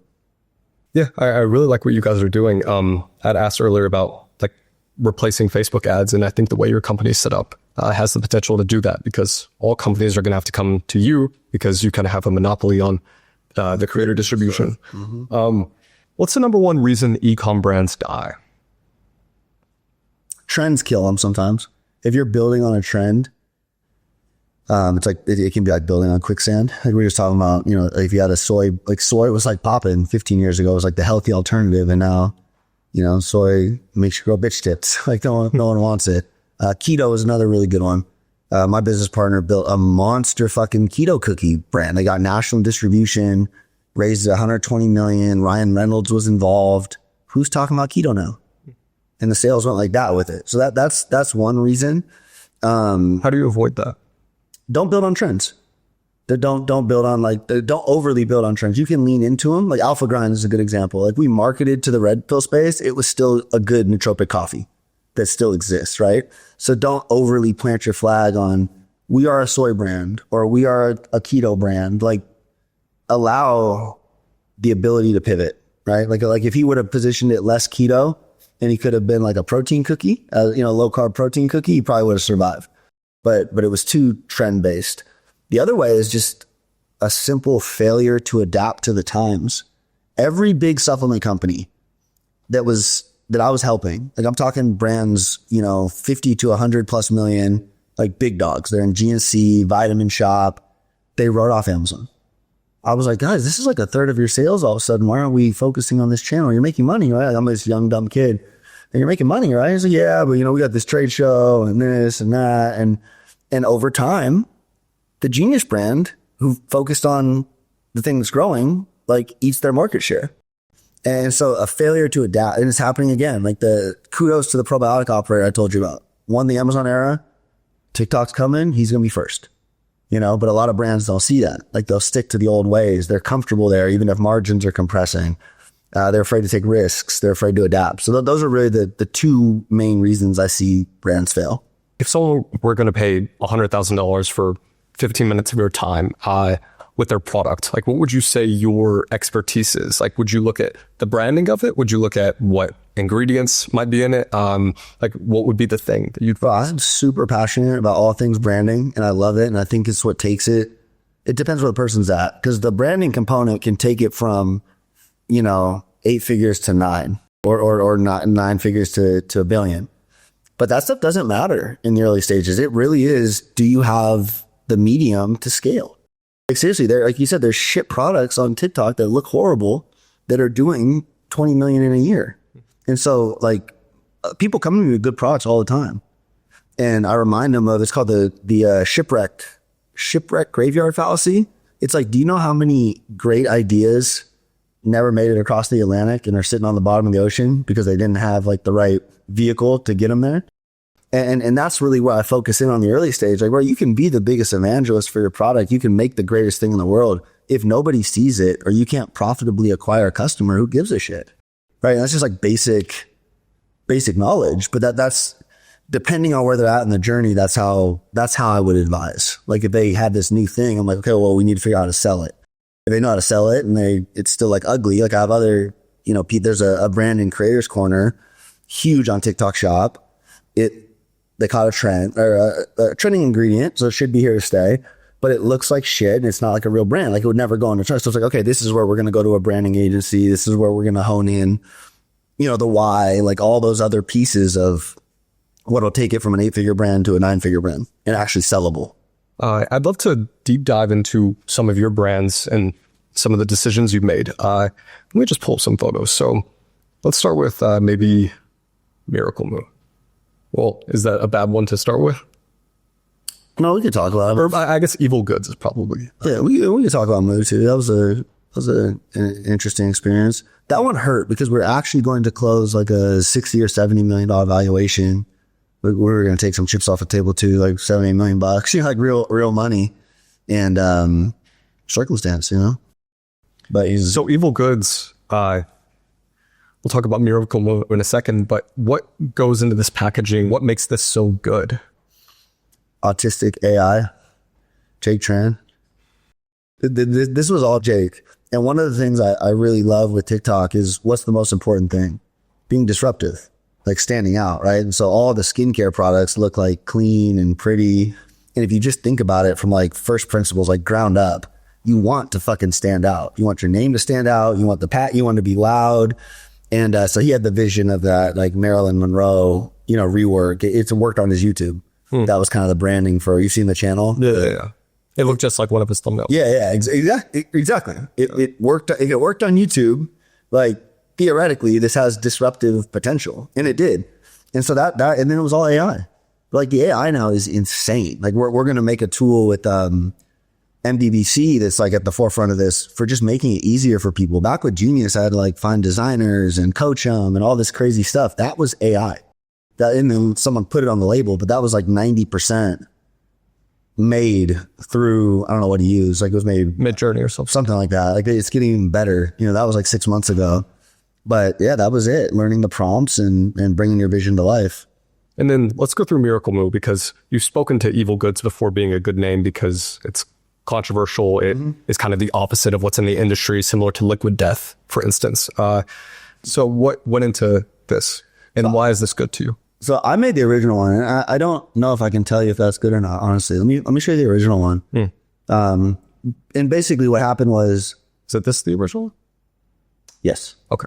So my business partner on this one, big hitter. He's the, a 9-figure guy, and he only wants to go after like things that are potentially going to be like collagen was like a multi-billion-dollar category, right? A lot of these are like really fly by night. You can make some money, which is great to most people. Like, I mean, you can, like even nootropics with Genius, it at the time, it was like, you know, the top of that market from like an exit standpoint was like probably 50 million. This guy only wants to go after like billion-dollar opportunities. And there hasn't been one since collagen. Like probiotics is one. So we're talking like real, can this thing be a household name mainstream? Because like a lot of supplements are fringe, right? And colostrum still hasn't proven out, but it's shown potential to be that. And so he hits me up and he's basically like, take whatever money you need and give me a brand as fast as humanly possible. And me, loving branding, dropped everything I was doing. And all I did was model that original brand. I love taking from other industries. Like I love... That's from a pre-workout, yeah? No, this was from a Louis Vuitton design collab. Let me show you. Like I'll go to somewhere totally different. And we have the luxury of doing that now when we're trying to stand out anyway. I like the original one more, actually. And this looks like it's marketable to both men and women, whereas the other one looks like it's marketable toward women and for kids. And that's how I like to think about things. I look at stuff that stands out to me and inspires me. Like, we're all artists. We all have that in our soul, and none of us give ourselves enough time for that. Like to consciously go consume good creative material and be inspired by it and then like bring it to our own domain. And I like it's healthy. It's good for us. Even like it obviously want it to work, but I just think that's like a part of the human spirit that people should be doing more of. So anyways, took this, brought it to that. The brand starts going nuclear, and then he wants to jump right to like that next phase. Like I said, he's a 9-figure guy. And that's like, we probably did it prematurely because we're a couple months in. That original bottle is crazy viral, and he hires this branding agency. Like big boy branding agencies are expensive. We paid $250,000 for that rebrand. Do you think that's $250,000 better than the original one? I think we could have made that with AI. I hear you. 10 seconds. I hear you. That's just my opinion though, because I don't like things that ostracize you. I mean, I haven't sold an e-com brand, but I don't refer things that ostracize you from a certain group of people, unless that was absolutely killing it with like, I mean, that looks like, what's that thing called? It's like the Pedia nutrition thing, like the chocolate milk kids drink if they're not growing fast enough. It looks like that. It was a huge fuck up. And what happened, he wanted to use this branding agency. It was like $400,000. I was like, well, we at least need someone who's super disruptive. So the one we landed on, we both ended up like hating them, but they were known for like just being way outside the box. Like it's just way different. Yeah. And that, oh my God, I had to lead that. It was a horrible 3 months, botched rebrand. But I'll tell you this too. It didn't matter. Our sales kept going, like, and that just shows the power of views. Like we still had the system. We were still viral. Like there was no note, like we were growing so fast. There's no data to say what did or didn't do well. It just kept going like this. And that just shows that stuff doesn't really matter until a certain point. Like when you're going to go into retail and you're going to, like, that's when it starts to matter. But in these early eras, if you can acquire a view for pennies on the dollar, that math tends to work. Like, you know, like it just does.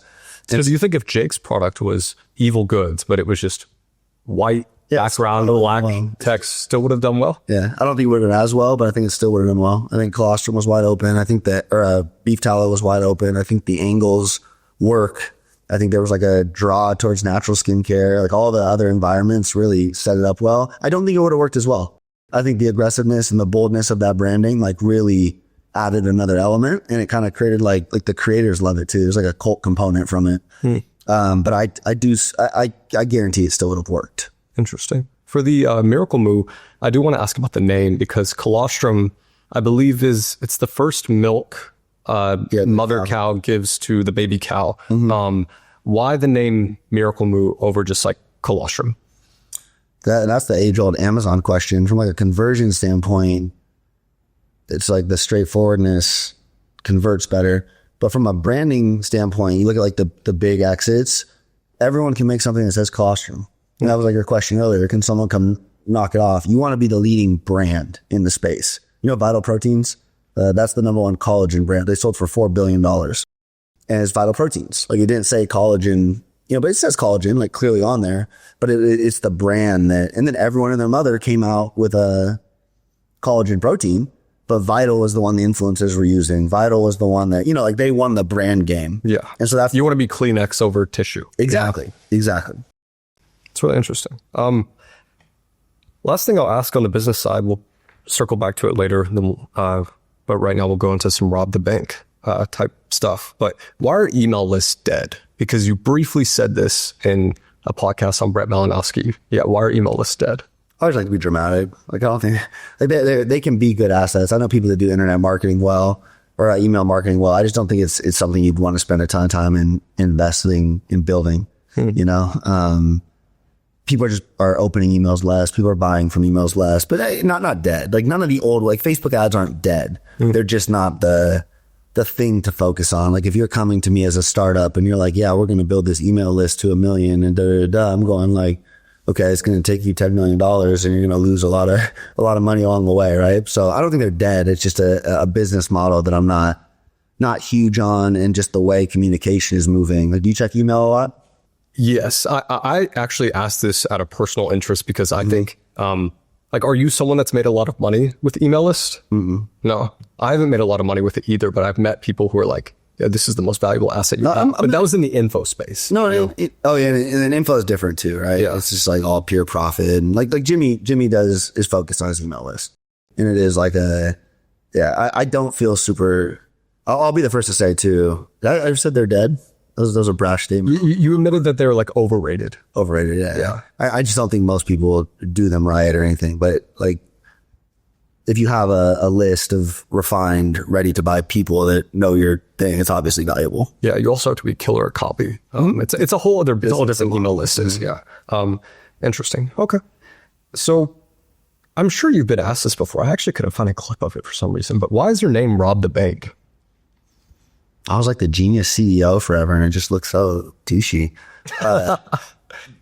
I was like brainstorming on like a rebrand at one point with, social, just kind of like, okay, I want to be mainstream. I want to be these things, and just kicking around names. And then, do you know Ben Bader? Sounds familiar. He one of the little Miami homies, and he's just like, rob the bank. I was like, huh.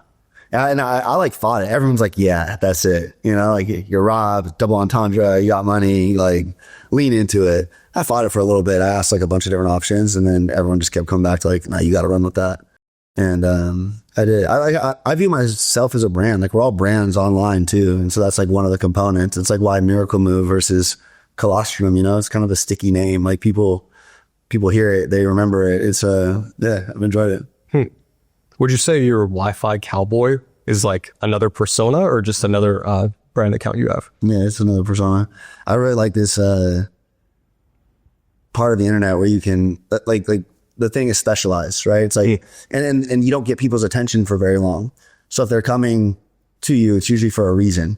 And if you deviate from that too much in one area, you'll lose them. Like if you go too far off. And so that's just a different area to kind of express like more raw, more like it's just hotter takes, you know, it's still me, but it's just a siloed, algorithmic approach, right? The secondary accounts are becoming big.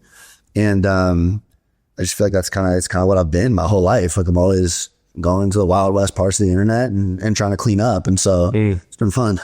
Interesting. I didn't think of it like that. Yeah, that was probably the number one thing Aman taught me that was useful, was the segmentation of your different accounts. Like he has at Aman, at Aman Ghazi, at Aman Ghazi Reels, and each serves a different purpose, like a micro personal brand versus a big personal brand. He's like the best I've seen at that. He was the first one that like that made me commit to personal brand. When I saw, 20-year-old internet money kids wearing Laura Piano, so that's like an old man, money brand. I'm like, okay, that's influence. And influence is what gets you like really paid, like that's just like and so if you invest in personal brand in the right way, people will have all sorts of opinions on it.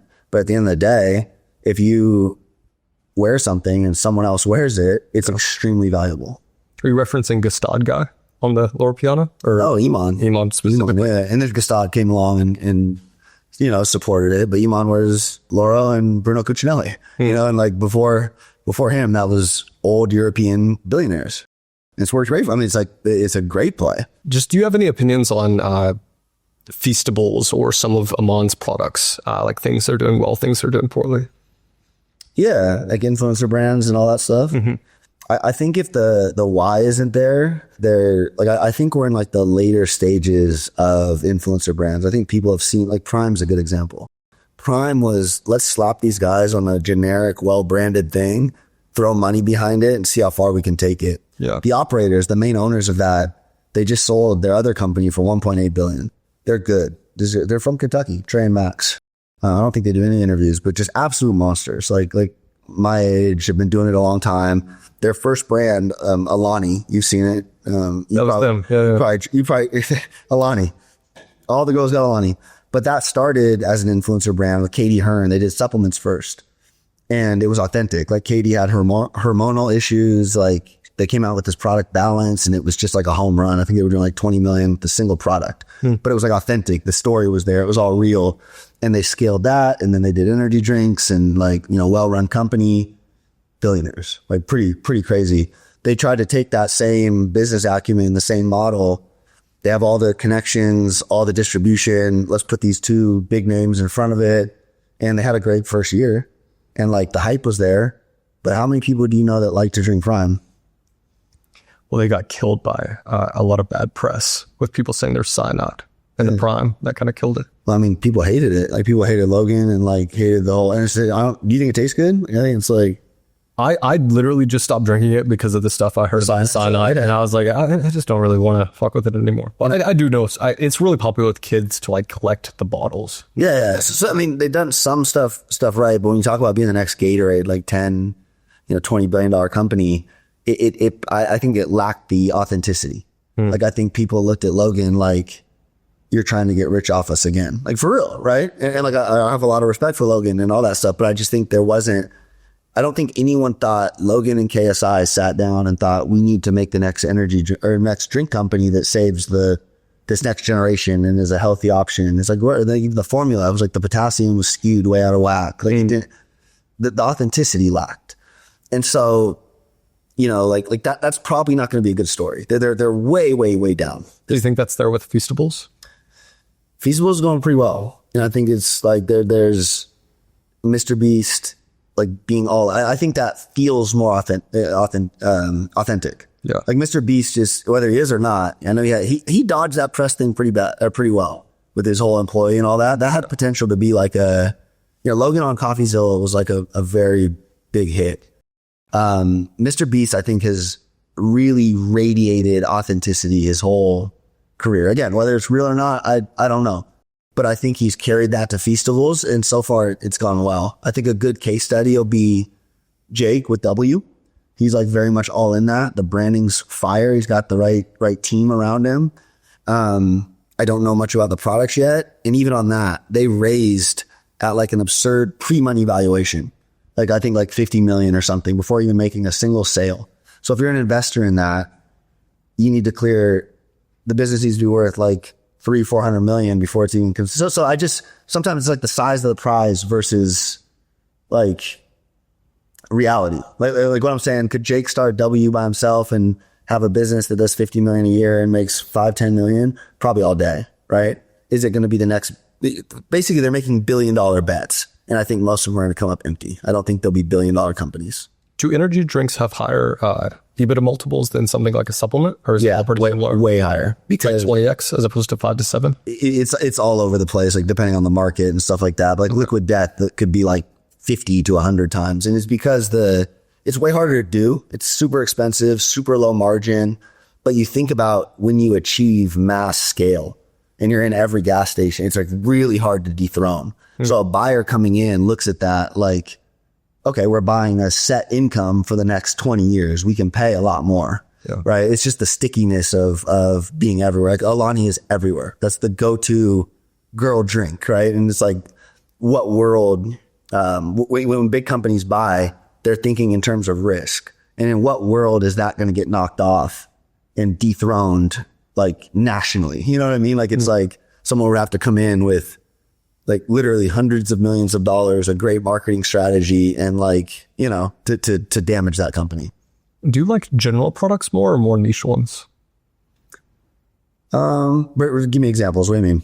Like, a niche one I would say is probably the Miracle Moo. I would say that Liquid Death has potential to be bigger than that if you if it was seen by every single person in the world, like the number of repeat buyers would be smaller with Miracle Moo as opposed to Liquid Death. So I don't think so. So the bet on Miracle Moo, like collagen protein is like one of the most consumed, women everywhere put it in their matcha, put it in their, it's like a household through and that's like most, I call it mainstream or generic as humanly possible. Yeah. Those are the exciting categories because it's like, that dude sold for $4 billion. I met him in Aspen like 2 months ago and it's like multi-billionaire now off of collagen powder. And that was the bet with Miracle Moo. They would become that. Right now it is super niche. I understand. Okay. But the hope is that it's a potential for it to be generalized. Exactly. Maybe something more like a sea salt hairspray. Or I guess that's pretty general too. But no, I mean, that feels kind of niche. I don't know. Like, I don't know that market well enough to decide. But in general, I don't like fringe. Like I learned that with Genius. Like no fat burner company is going to be worth a bunch of money, right? It's like you're looking for stable, permanent, long-term winners. So you mentioned before that you copy your Instagram strategy from Drake. Why should men care about what their Instagram looks like? There's this concept called hyper reality. And I think it's like so real right now. It's where the internet literally blends with real life. Like how people view you online, whether you like it or not, has an actual impact in your day to day. And this isn't just like people trying to be creators. This is like my business partner who's worth a couple $100 million. Like his Instagram looks like shit. He's not getting dates. I was like, bro, you fly private every week. Like just post a casual selfie on the jet. You know what I mean? And so it's like a very real avenue. And anyone who's denying that is you're coping. Like it is becoming reality. And I've even seen it. Like you've seen my content over the last couple months, like soften. Like I'm trying to be more Robert Oliver. I feel like I cracked like the fun like guru thing. And now it's like, okay, well, who am I really? And even the way I've been treated in real life from that. I've had business people like, man, I don't know. Like I sit down with you because I'm always like this. Like you talk to me, it's like, oh, he's like a normal person, right? And you see a video online, it's tell the insecurities and and like over the course of a year, I've had business partners like, I don't see them every day, and I'll see them and they're like, oh no, I forgot, you're great. And then like they watch my content for the next month and they're like, man, what a rich out, why is he always this and that? And it's like, oh yeah, no, I remember, it's because this, but like that continually goes. And so I just think the real world implications of digital are like insane. And I don't see any reality where you ignore that, It's interesting how like you meet a girl and we live in a reality now where she cares more about what your Instagram looks like, showing it to her friends and showing it to her family than what you actually look like in real life. And sometimes you actually win the game, like before you even like meet them, or like it's like a crazy. Like I've seen that real time. Jimmy's more like in the dating Miami world, but it's like a real thing. If your Instagram's dialed, like the girl's she meets you, she's already kind of like, like on her toes in a good way. Yeah, it's real life. What's the key to making a good Instagram? That's a good question. I think finding that amplification of you, and just realizing that you kind of control the medium there. Like you filter what's put out and what's not, and just putting forward the best representation of yourself. You said amplification of you. Mm-hmm. So you should try to I think you should hyperbolize it a bit. Keep it real or Yeah. hyperbolize it a bit. What would you say? I think Tate's like a good example of like he like that is who he is, but it's he's a quiet guy in person. But like if you want to be seen online, you have to yell it, right? So just like what's your goal? Like if you're trying to grow on Instagram, you need to take all that into account. If you're just trying to look good, you don't really have to do anything too crazy other than just understanding what kind of works. People say that sometimes. They're like, that's a character online. I'm like, yeah, like kind of, but also I think a lot of that stuff, Like I am the guy that go like I love this hat, the Wi-Fi cowboy thing. This is a 1-on-1 Chrome Hearts. It's $15,000. It's like crazy. It's for the character. It's like for my 18-year-old self. You would have loved that. It's like, it's interesting. I saw we gathered all your most viral clips, and I saw 3 years ago a video. You had like really short hair. You kind of dressed very simply. What was kind of the defining moment where you're like, I'm going to change what I'm wearing, how I present myself? One big thing that I've realized over the last year, I was very out of touch building Genius. Like I made a lot of money young and kind of lost touch. one, I guess, superpower, like thing, you know, like people tell me they like about me is I don't give a fuck. Like, I don't care what people think. I will stand up. And I didn't realize how many people are really crippled by other people's view of them. And so the more I was like, I just want to be a symbol of that. I want to be a symbol for people to look at and go, it's okay to be this loudest version of yourself, or it's okay to put yourself out there. Or it's okay to just be. And the feedback I've got on that, it's been this loop that's continued to evolve myself. Like, I want to keep there's no finish line. I want to keep finding the better version of, like, objectively, first that clip you saw 3 years ago, I'm better in every single way. How I look, like how much money I've made. And I want to keep bringing that forward for the kid that is afraid to post a video, or the kid that's afraid what his fucking, you know, loser college friends will think, even though he's already making money. Like, you'd be mind blown. Do you ever wrestle with that? Like, just that used to be a big thing for me. Was I would post TikToks like in high school. Yeah. Right. And just like get roasted by all my friends. Like, I pretty much lost my main friend group. But then we had COVID and I was like, I don't give a fuck anymore. And that's when I blew up. Who's up now? Yeah. Like, it literally doesn't matter. I mean, you played basketball too. Like, I'm sure your teammates would have like roasted you for your content. But people still like, I mean, now it's like really hard, but even like, you know, 2 years ago, like you get, but the most important thing is, like, seriously, people ask, what's your number one piece of advice? Stop giving a fuck. Yeah. Like nothing more complicated than that. Stop giving a fuck. Cause when you die, it's you, and you only have you to answer to. And I don't even like to lean into like, oh, your friends are losers, or oh, this or that. Like, at the end of the day, it's literally just you and you. Like, you have you to be accountable to. Do you feel good about the decisions you're making? Do you feel good about this or that? And we don't realize, like, even me at 32 years old, like the last year, one thing I've really had to let go of is what my parents think about me. Cause they're just endlessly, like, I come from like a judgmental kind of Christian world. And so that's like, it's still affected me, even as a multimillionaire living in Puerto Rico with a family, kid. Like, even then it's still like, oh, is my mom gonna worry about? And I just said, you know what? No, like, at the end of the day, it's me and me, and I'm responsible for my own, decisions and own life. And so I just want to be more vocal about that. So again, so other people can start living their truth. Like, you're not going to life max and find what you want to do until you start living for you. And it doesn't just happen when you're around unsuccessful people, because I remember moving to LA and every single TikToker I met was like, yeah, I'm trying to like do YouTube videos. I'm trying to get on YouTube. Like, that's what a real content creator is. Like, that's a sustainable career. And I did a similar thing. I was like, let me push this whole audience to YouTube. And by the time I'd done that, I was like, why didn't I just double down on TikTok? Because it seems like it was infinitely valuable. Yeah. It was working. And way more opportunities have opened up. I just wasn't utilizing the lever to make money correctly. And you started chasing what other people were, right? Like, yeah. That. Have you heard of mimetic theory? Like mimetic desire? A bit. Tell me about it. It's this idea that humans don't know what they want. And like, we have so much, like our basic needs are met. And so we're sitting here and we don't know what to desire. And so we inherently start desiring what others desire. And you see this as young as my 2 daughters. There's a toy. My 3-year-old doesn't want it. My 5-year-old grabs it. Now my 3-year-old wants it. You extrapolate that out to building a brand.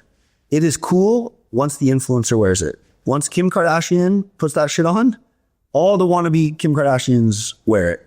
And this extrapolates out everywhere. And it's like that's where shiny object syndrome can come from. Well, like, you know how hard it is for me sometimes? I have buddies out here. One of my buddies launched Trump's coin. I have buddies out here who have made hundreds of millions, if not billions, in fucking crypto. Every 4 years, the crypto bull market comes back around. Like, I've done modestly well in crypto. And I'm like, oh, I should be, damn, why isn't this my whole life, right? And it's like, oh no, hold on, focus on the things that are working, hone back in on your philosophies, and tune out the mimetic, instincts. And then the more you understand that, the more you realize, like, that's okay. I built a personal brand, and okay, now if you have influence, you can be the thing that influences culture. You can make certain things cool. You can popularize ideas. I think that's really valuable.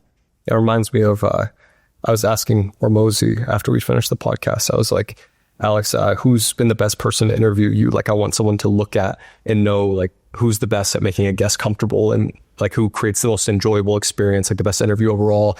And he like said some people, and he's like, but at the end of the day, man, just do Jack. Like, if you put in enough volume, Jack will be. And to build off of that, not giving a fuck, and like ground up principles. You look at Elon, like wildly successful, so autistic. He doesn't worry about like, he just thinks like, what is going to take me to my goal? Like what is right, and what is like the thing I should be doing? And I think that's really the framework. Like you look, like if you want to be the best podcaster in the world, don't worry about what Chris Williamson's doing. Don't worry about Joe Rogan. Like those are fine to draw from experience, but look at like, this is the playing field now. We exist in this era. How am I going to take it to number one? Like what is working?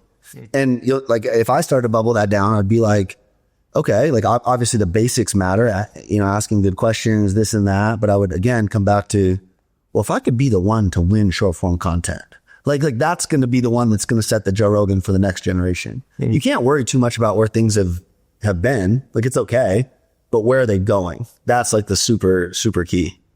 To go off the autism, why should you hire the most autistic person you know? Oh, they just see the internet different. Like we all got our little superpowers in very specific areas. And I mean, you've interviewed a lot of people. Like, how well does Jake Tran know the YouTube algorithm? Yeah, that's my boy. Like, we joke about it. But it's a superpower. It sees the world different. It's like when Trump won that election in 2016, he had the Cambridge Analytica freakazoids that understood Facebook super well, right? Like you tap into that weapon and you unleash it. And I think just being like understanding and aware of those superpowers. Like I know it's like a joke clip, but it's also like super real. Like a lot of my school, even myself, like when you started talking Amazon algorithm, like I like glitch out and like, it's like we have our areas we've all taken way too much nicotine and Adderall and freaked out on for 2 years. And I just think those are but those are actually the difference making superpowers that change the world. Like clipping right now, secondary accounts. Everyone knows what it is.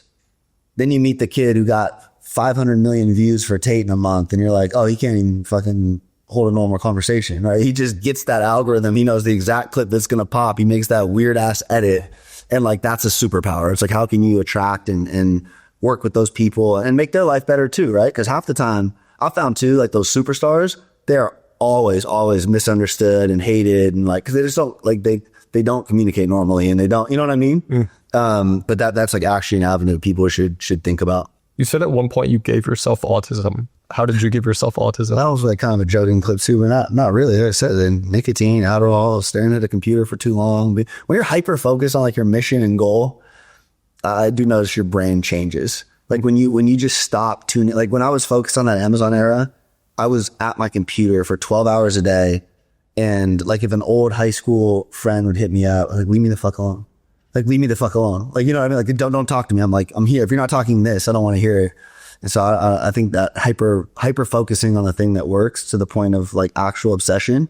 Like Elon's like that. If you talk to him about anything other than, the things he's focused on, like I think he probably goes blank. Like a dinner with Peter Thiel once, you know him, the founder of, is it A16Z or no, he's in that whole, he's the PayPal other founder. Got it. PayPal. And then the current one is that defense company, whatever it's called. But, dinner with him was like, he's sitting there and he wants to talk politics and how they're going to win these elections. And there's like 8 of us at the table. I'm sitting right next to him. Waitress, they're playing music. We're in the private room. They're playing music too loud. Waitress opens the door, comes in. And he's like mid-conversation talking about politics. He goes, damn it, can you tell them? Like freaks out on the waitress. He goes, can you tell them to turn the music down out there?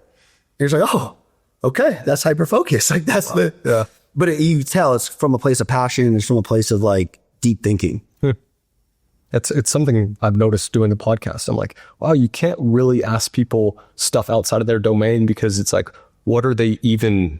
like they're not thinking about that stuff. They're actually succeeding in it right now. So sometimes I start off the podcast. I usually cut it out, but it gives me an idea of what they're thinking about. It's like, what have you been thinking about the past week? Honestly, I'd like to ask you that question because it would give me some context on the TikTok stuff. Like what's been going on in Rob Oliver's life this month? I'm really just thinking mainstream. Like that was always my goal when getting into personal brand. I think the internet, like Iman, do you know TJ? Yeah, TJ, obviously.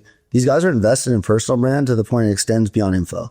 Like they're trying to be cultural people. And that's been my thought process too. So it's like, how can we go from where I'm at right now in this siloed, you know, like everyone in e-com might know me, everyone in business might know me, but how can we get to that, like that next step? And I have like a ton of momentum on content, right? And it's like, I have these different pieces that have worked for me of like, you know, fashion and like music. Like I'm like, he's always wearing something. Like that was always intentional. Like I always wanted to be able to take that to the next step. And so we've been thinking just a lot through TikTok and that equation. Like I've never been this viral. Like in the last 30 days on Instagram, it's like 12, 13 million views. Like that's 3-4x what I usually get. And I'm like, okay, this is the moment.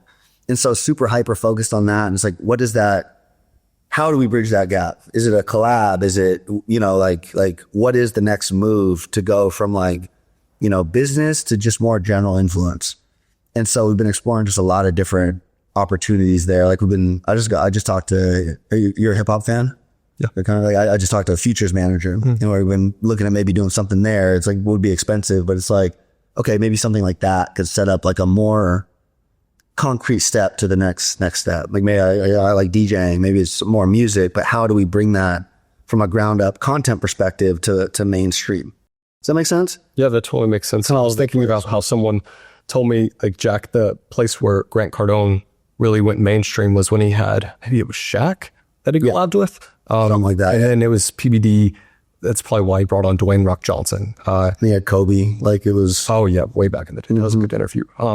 But so what do you want to be? Do you just want to be celebrity status, or is it I want to be the number one person in this thing? No, I want to be culturally influential. I think the world's at a place where it needs better ideas and a better approach, and that's where I want to get. Like I treat it like a game, and it's like, how do you get to that step, whatever that means, right? Again, like a very measurable piece of it is like, if you wear a certain brand, do people wear it?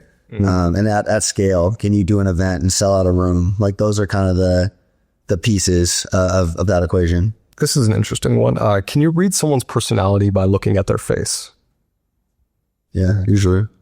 Yeah, we all know the liberal who's like the angry Karen who's like eyes kind of twitching. You know, you can, the second you meet her, she like looks at you like she hates you for being like a straight white guy. Yeah, I think generally speaking, faces do tell a lot about a person. I think it's called physiognomy or physiognomy. Yeah, physiognomy. That's what it is. Tweet blew up a long time ago. Yeah, you had a tweet about that. So you believe in that?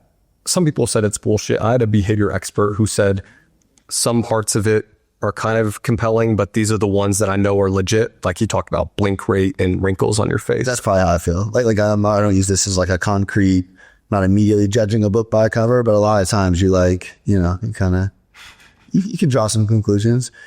Our biology is like fascinating. You know, we've evolved in a way to survive, and a lot of those traits are kind of built in. And then even like from personal experience too, I've seen like people change their lives, and then the way they just start, like they start looking different. You know what I mean? Like actual facial structure changes. That's super true. Yeah. I feel like people can influence their testosterone. It's major. Like major. Yeah. Why does the government want to ban Zens? But there's this broader concept that, like, you know, population sedated, like marijuana and like downers, it's just way easier to control and like manipulate. And then you're getting shit done. Yeah. How much nicotine have you had? You just popped out at 12, right? Yeah. But it's probably 1,000 milligrams a day, something like that. Wait, 1,000 milligrams of nicotine a day? Yeah. I mean, I was doing 212s. 212. And you're getting shit done? Yeah, I'd say so. Yeah. And I don't think the government wants to see people get shit done. So I think like broadly, that's kind of the thought process there. I'm not married to that though. That was more. Yeah. I mean, they don't allow shrooms to be legalized, but they allow things like alcohol to be massively distributed. So I think it's an interesting. I mean, I don't think our government has our best interest in mind, just broadly speaking. Do you think a lot of these rich guys are like Adderalled out, nootropic out? I think everyone over 100 million that I've met is seriously fucking disturbed in one way, shape, or form. Different ways all the time.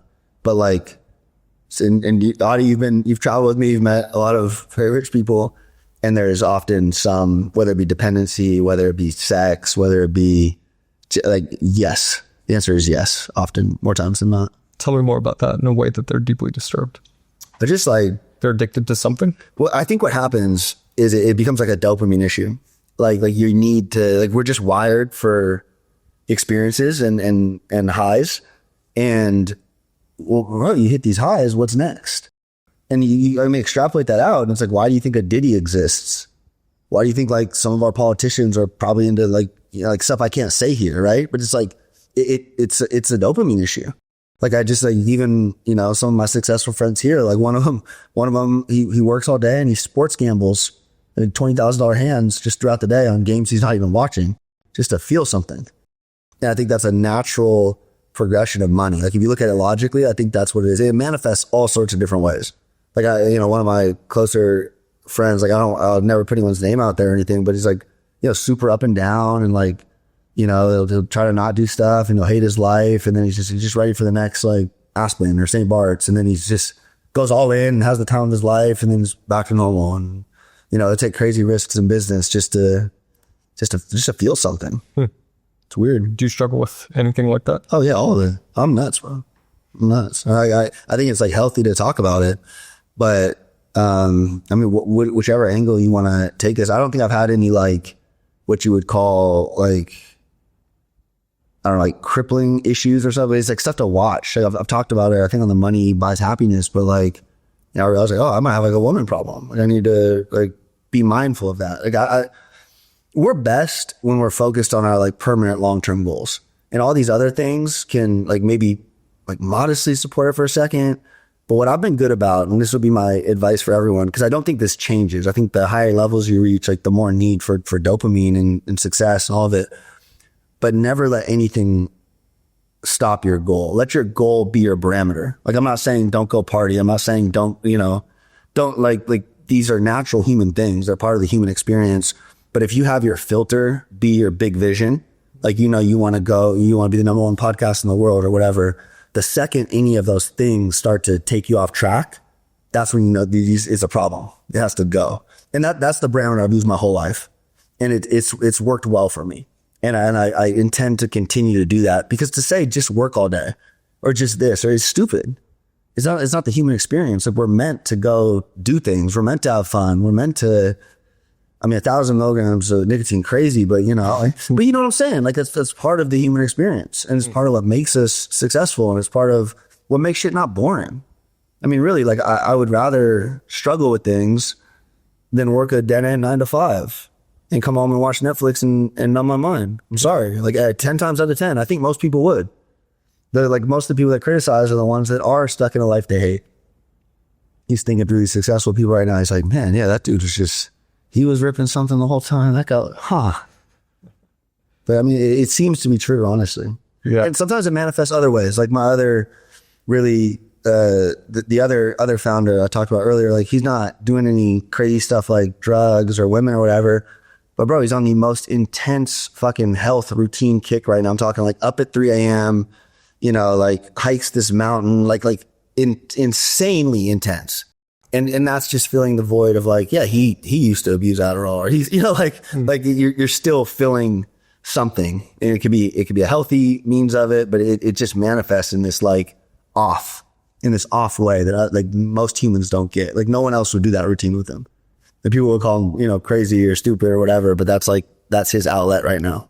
After you sold Genius Brands for $30 million, what period did you go through after that, before launching the brand, doing stuff with TikTok? Were you still working, or how did that go? I went through a self-discovery phase. How far back did you look at my content? You ever see Yoga Rob? Yeah, I was going to ask you about something with a cult. Yeah. So first off, I'm a certified 200-hour yoga teacher. Actually not certified, because the whole thing was a scam.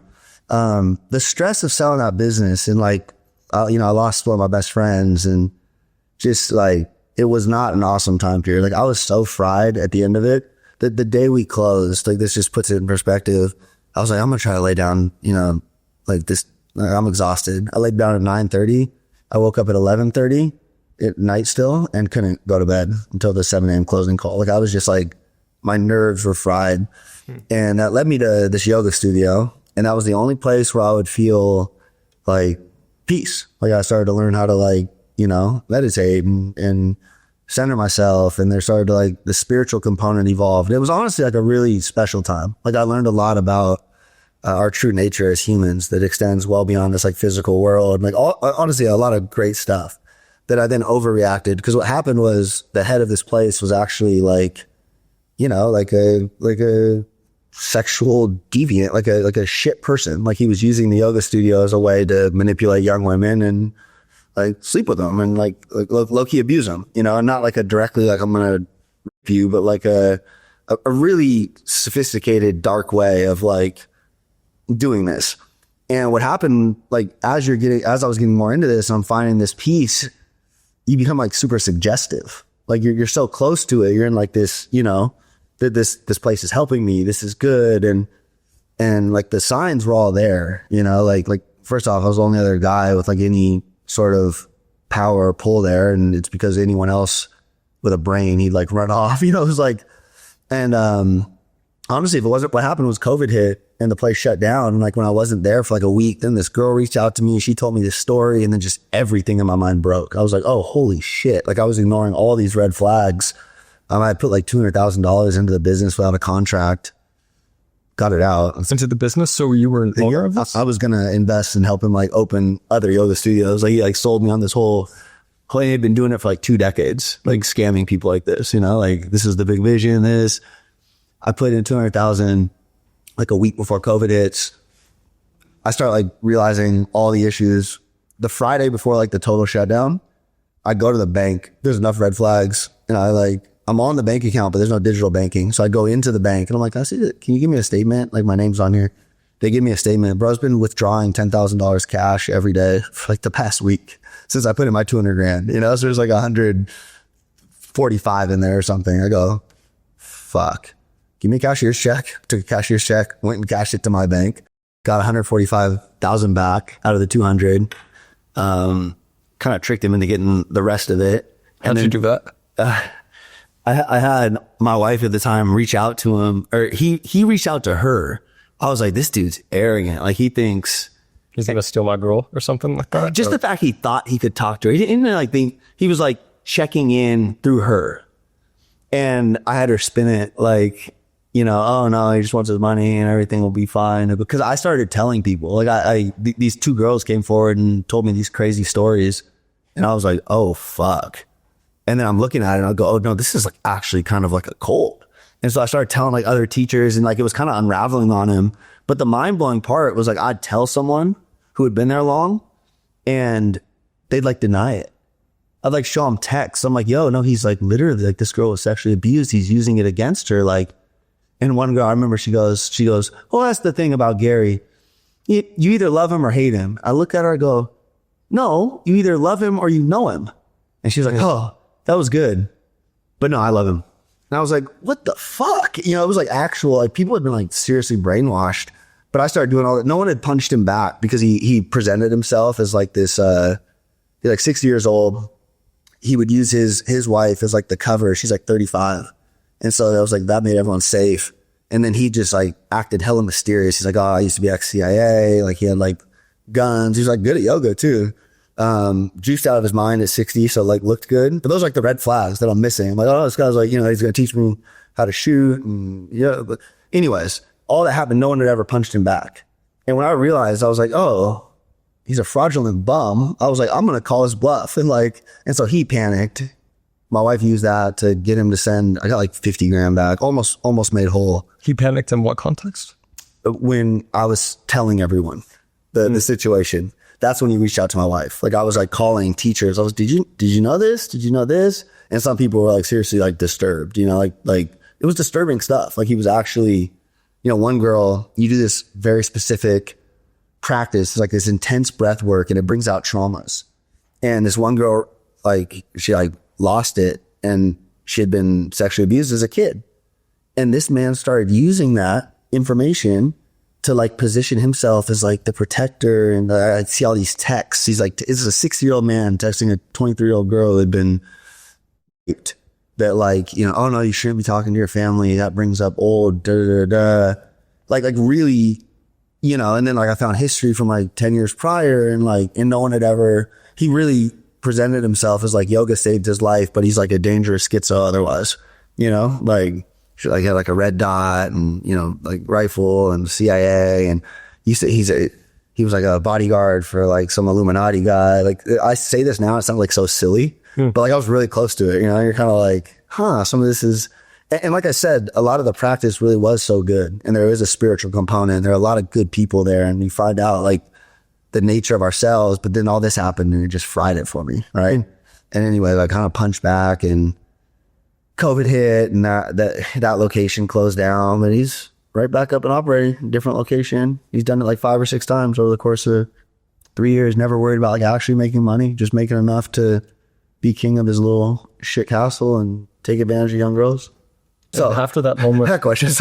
Yeah, that was after Genius. That was like a year. So was that your main focus at the time? Like, would you spend like hours a day at the studio? Like I would meditate for at least 2 hours a day. For like and how much did it cost?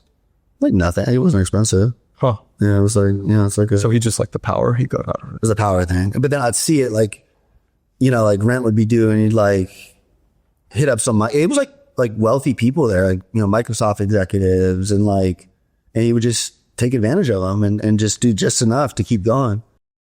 And so that was that fixed my nervous system for real after selling Genius for like a year. And then COVID hit. And then I realized I want to exist. Like all this is great. All this like foo-foo, but it doesn't work in today's world. This is like we exist in a capitalistic, intense society. And I'm pretty good at this internet marketing thing. I shouldn't let this go. I saw another friend who sold his business and took a bunch of family time off. 3 years later, he's a bum. He had $4 or $5 million. He lives in Kansas. He's happy. I shouldn't call him a bum. He chose a different route, but the game totally passed him by. And I looked at that and I thought, that can't be me. Like I'm really good at this. I need to get back in this. And that's when, I eventually moved to Puerto Rico, started 4 new brands. 2 of them failed. I chased the keto cookie trend, burned $250K, lit that on fire. One of them was Top Shelf, which we ended up scaling. But that was kind of my roadmap after Genius. What happened with Top Shelf? Same that whole review situation. That was one of the 3 brands that got clipped this last January. Took it from 0 to, we did like 15, 13, 14 million last year. And then we were doing like $2 million months leading into this. And then whatever's going on with Amazon, we'll see. Stay tuned. We'll get on some Amazon stuff in a minute. I want to talk about some of the tariff situations, but what do red pill guys get wrong about relationships? I think everything, really. And I think the issue is today's society really set up a world where I saw Tate tweet. Tate has a lot of great takes. Love died with Instagram. And there's this version of masculinity and femininity where a relationship can exist. But the problem is most girls today have validation issues. And then most guys have insecurity issues that manifest as like the need to control. And so it just literally ruins relationships. And then like Instagram amplifies that. Like girls want to be in a place where they're like have that natural feminine approach, but all of them are just like on a scale, but like validation is an issue. And then guys, and they want a guy that's like not controlling, right? Like that's like part of the framework. That's what a healthy relationship is supposed to be like. A guy's not supposed to be worried about, who like any of these things. But then on the other side of that, because of ego, because of, again, like the world, I don't know, chicken or egg, but it's just fucked across the board. Like then guys, the key problem with that too, if I like diagnosed it, nobody loves themselves enough. Nobody is focused on self-love to the point that they don't need validation and that they don't need to control. Nobody. Like I don't see it. And that's why you don't see, maybe Hormozy and his wife love each other, love themselves enough that they can exist in a healthy relationship. But because of like today's society, there ends up being this like weird dependency where like the girl needs validation from the guy, but no, he's controlling or this, and it's just fucked. And so the red pill guys just speak to those specific issues in a vacuum. Like, oh, she's for the streets because of this or that. It's like, it might be true, but it just ignores like the overarching thing. If you have 2 people that are truly happy with who they are and who they're becoming, that's where like a healthy relationship can exist. And no one talks about that because it's much easier to say like, oh, this guy's that, or, oh, these girls are that. Like, it's just easier. It's better talking points. But I think, like I said, like a lot of the red pill stuff isn't like wrong per se. It's just, it doesn't diagnose the problem. Exactly. Yeah. And you would say the problem is women chase likes, men chase the problem is money and photos of bars. Yeah. People don't love themselves enough. It's hard to love yourself, especially in today's world. Like Instagram opens you up to attacks. It opens you up to comparison. It is hard to truly love you. Like, I mean, truly. Most people secretly either some hate themselves. Like everyone has like, you know, they know their flaws, they're insecure. And that is the problem. Yeah. It all comes from comparison. So take that in your relationship too. Like focus on like loving you, you know, like, and you can't change people either. That's the other thing. People get in relationships and like try to fix each other. And it's like, no, just keep being you and you'll match like your vibration will match your partner. You'll attract the right person. Like, but it's, again, when you like people get in these relationships prematurely, they're not healed. They have insecurities, traumas, and all that stuff comes out. And it's what causes these like crazy stories you hear, you know, like it's rooted in people not loving themselves. A hormones you take is confidence comes from competence. And that's disagreed with heavily by a lot of people. But if we had to define self-love, it would probably be taking actions that don't mean that you're seeking external validation. Bang. Is that Bang. A way in which you try to live? 1,000%. And you're prioritizing yourself. Like, you know, you're putting yourself in a healthy way. How many people too? There's like toxic people pleasing.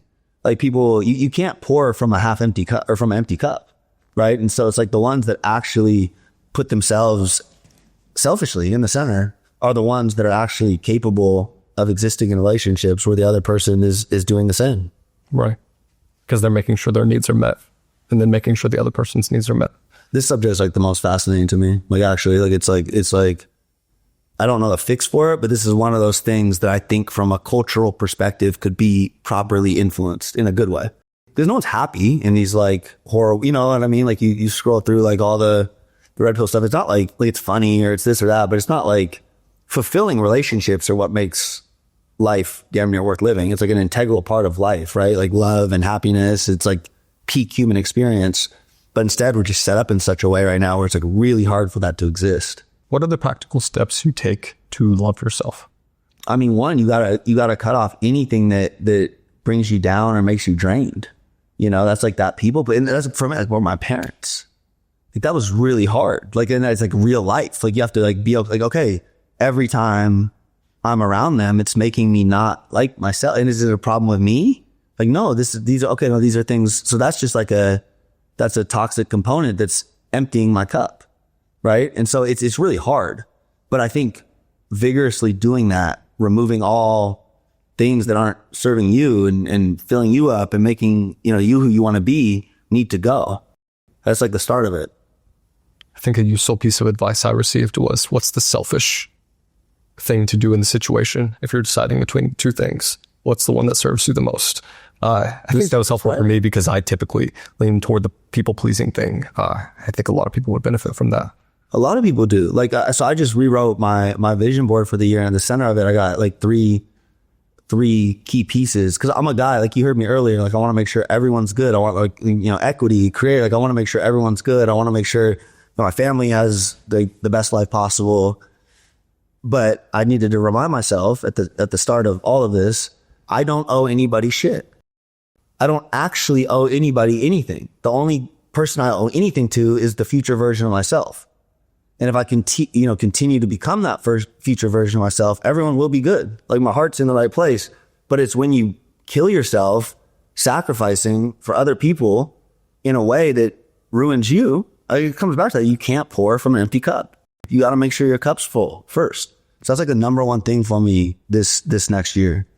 Is just like, yeah, the self-love. You put that in a very good way. You're like, I feel like you're like very advanced for your age, by the way. Like you're thinking through this stuff and whatnot. It's good. Like keep pursuing this stuff. Like stay curious. Like this has been like a fascinating thing for me the last 2 years. Last decade of my life, missed all of it. Like didn't even kind of, I don't know. It's like, yeah, I kind of made the realization that, I don't know, it would take a while to explain this analogy, but Superman is only able to help other people because he's ultra fast, can fly, ultra strong, ultra intelligent. If he wasn't those things, he would probably figure out how to do those things before helping other people, prioritize yourself. Otherwise, your help isn't even valuable to begin with. Why is music so important to you? So the third thing on my list is program myself with like love frequency. We really, really shape our environment with all the inputs. And music is like, I listen to a lot of music, like just in general. And like I love hip hop. Like I really do. And like sometimes Future can be helpful. Like if you're in a certain environment, but I've concrete like tested and come to appreciate over the last 6 months when I am on some high vibrational shit that's making like, my heart more open, like all these things, I am a better person. I'm happier. Does it open you up to potential, like the yoga situation? That's like pure love frequency. Does it make you susceptible to potential, fraudsters, evil, a bad relationship? Yeah, it does. But objectively, I am happier, vibrating higher, more in a position to do right by people. It's worth the risk. Versus like I'm going to listen to Teflon Don Future on repeat over and over. I'm going to feel like a savage and I'll like fucking run through a wall and no one's going to get close to my heart, but it wears on you. Like I said, like that can be okay, like small little spurts maybe, but you really are programming yourself with what you're listening to.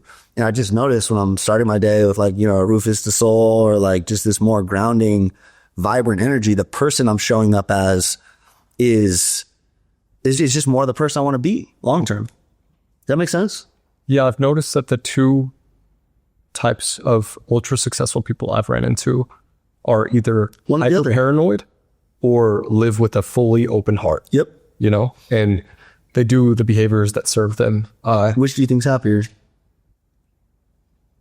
The hyper paranoid person ain't happy.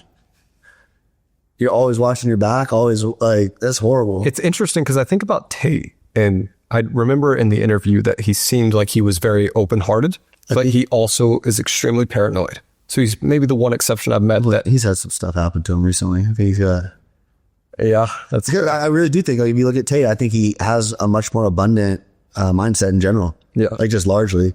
But you just think about his like actual life on like literally everyone trying to ruin him over the last, year. Like, I mean, federal government's putting him in jail. Like that I think that's a cause for some real paranoia, like in a good way, like a healthy. Yeah, he was able to remain like extremely loving though. But I watched back, it was so funny. I watched back a photo, live photo of me and him, and I reached for my jacket pocket to pull my phone out for the photo, and he went, yeah. Because he thought, and that's just experience, right? I think you hit the nail on the head. You said even through all that, he still appears to be very love. Like I see that. Yeah. Like I think that's a very abundant person who's operating from he looks like the guy that would take the bullet for his family in a good way. But like I think that's much more skews abundant than it does paranoid, the darker energy. Yeah. Mm-hmm. Is dropshipping dead after Trump's new tariffs? I think dropshipping's been the stupidest thing in the world for the last decade. I think it's like I don't personally, and I've like been into numbers and like fact check people. I don't personally know a millionaire from dropshipping. I know a lot of kids that are millionaires from course dropshipping sales. And no shipping. I think it's like a super attractive business model, but I think dropshipping is more dead than ever because of TikTok Shop. Why on God's green earth would you make videos and then handle all of the fulfillment stuff when you can make videos and a real brand does it and you still get paid? Or like it just logically, like why would anyone ever do that? And then to expand on the tariff stuff, bro, I don't give a shit about any of that. I have like a high filter for noise. And the reality is if everyone else is affected by it, okay, different game. Let everyone cry about like tariffs. We're all playing the same game. How do you adjust? Because you mentioned a while back, one of the hardest moments for your supplement brand was when Amazon took off a lot of people in your gut, like we're going to triple down. Have our shirt smash. You just have to look at the playing field, like super ground up. Like, okay, now all of a sudden, and you got to look at your independent situation. Okay, everyone else is faced with the same thing. Everyone. Let's give context here. What is the effect of it? Like, is it 10% less margins? Like, how does this? I genuinely don't but like none of it's hit yet. And it's like, but let's say it's like China's crazy, right? At 50% or something. And half the time, this stuff too, why I don't get caught up in it is we don't know if it's going to happen. But I didn't pay attention to TikTok ban at any point. I should have made more videos saying this is stupid, ignore it. But like that was the talk track. Oh my God, TikTok's going away. You're going to be, put the fries in the bag. It's like, hey, what? Like the chances of it actually happening or having big impact are zero or close to zero. Like actually just knowing our government and how stuff works. And B, if it happens, we're going to adapt and like the cat's out of the bag already. Short form content's eating the world. We'll go to Instagram. Like I'm not worried, And so same, if you think about tariffs, okay, my product's going to go up 20%. I'm either going to make less money. Or I'm going to raise my price. And I'm going to look like that. And I'm going to look at the market and it's what are other people doing? You probably can't make 20% less. Maybe you split the difference. Maybe you look at a way to reformulate. Like it's all situational. Most of my stuff's like US made or like whatever. So there's like not real impact for me on this. But again, there's a decent chance this all resolves itself in the next week. You know what I mean? Like, I mean, really. So I don't get it's a trade war, like whose dick is bigger, Exactly. And so I don't get caught up in too much of the headlines until it starts to be real reality, if that makes sense. I think it's such a waste of time. Like actually, I think it's conceptually just such a waste of energy, and it's just people wanting something to talk about rather than being practical business. Because again, if I sell yoga mats and my 10 competitors get the product from the same place, we're all going to have a decision to make. I'm going to look at what everyone else is going to doing. I'm going to see the actual implications on my business. I'm going to make a decision and life's going to go on. Instead of talking about things that could happen negatively, what are some positive predictions you have for TikTok Shop aside from it just becoming bigger, overtaking Amazon? Like, what are some new practical features you see, new products that will eventually become allowed on TikTok that you think? Well, they opened up subscriptions. And I think that subscriptions are a huge part of the Amazon business. Like 20-30% of the business, all businesses at scale from like my categories end up being subscription, which is just beautiful recurring revenue. So TikTok doing that is... Are offers important now? Like how you craft the offer of like buy 3 for like $10 as opposed to buy 1 for 20? Like, yeah. I'm not an expert in that, to be honest. Like I've seen people repackage on Amazon to do that, but a lot of the time it's to like jumpstart a honeymoon period. Like the way it's an Amazon algorithm thing. So yeah, that's like it matters. Like I said, that hasn't been my thing. I'm like a single ASIN guy a lot of the time, and then just focus on getting as many subscriptions as possible, or we'll offer like a discount on that same product. Some people will literally like sell a 2-pack. Yeah. To answer that one. And then the subscriptions, are you seeing more revenue switch over to TikTok as opposed to Amazon? It just happened. Okay. But in theory, that will, and to put this in perspective, I think TikTok did 10 billion in sales last year. TikTok Shop. Does that sound right? That sounds about right. And Amazon, I think, is 600 billion in sales. 10 billion seems pretty low. But no, it's like insanely low. Huh. Like it's like literally and I think that makes sense because I have like some of the top selling products, and it's like, like million. And most of that floats to the top too. Exactly. Because the psychology of creators is we want to do the ones that convert the best. So there's like going to be a few products that land. So that's TikTok's the hype right now. But like I said, like all the older people I know, like they don't buy on TikTok Shop. They might see it there, but the adoption is just going to continue. It's like this is like a 15-year thing. So do you prioritize like Instagram and YouTube, like reposting of content and creators making videos there for them to go to Amazon as opposed to TikTok Shop? See, the creators won't repurpose them themselves. I'm trying to set up a system internally. We were not doing it well. But in theory, like if it pops off on TikTok, it should do well on Instagram. But the creators are only incentivized based on the TikTok Shop commission, right? The directly trackable commission. You can't do trackable links with Amazon? They're like super, and not on the video. Like you think about, you set up a new Instagram, you could put a link in bio and like decently track it, but you can't tag the video itself. Like that's the beauty of Shop. It's like, it's directly that creator posts a video, they assign the product, and every unit that sells, they get commission, like frictionless.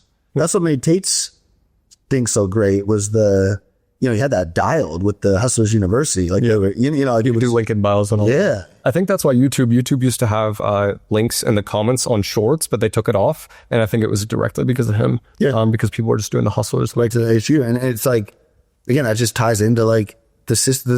It was good. It was like the right voice at the right time, but the system is what amplified it to billions. I mean, like really. Are you utilizing ManyChat yet? Yeah, I've used it. But I was like I was at a conference when they rolled ManyChat out. So that's how old I am. But like you're utilizing it for the, like your personal brand. You're not utilizing it for the products. We on some of these secondary pages we're trying to run, we'll set it up, but we're not doing it well. Because they just launched it on TikTok, and I think it'd be really interesting. Yeah.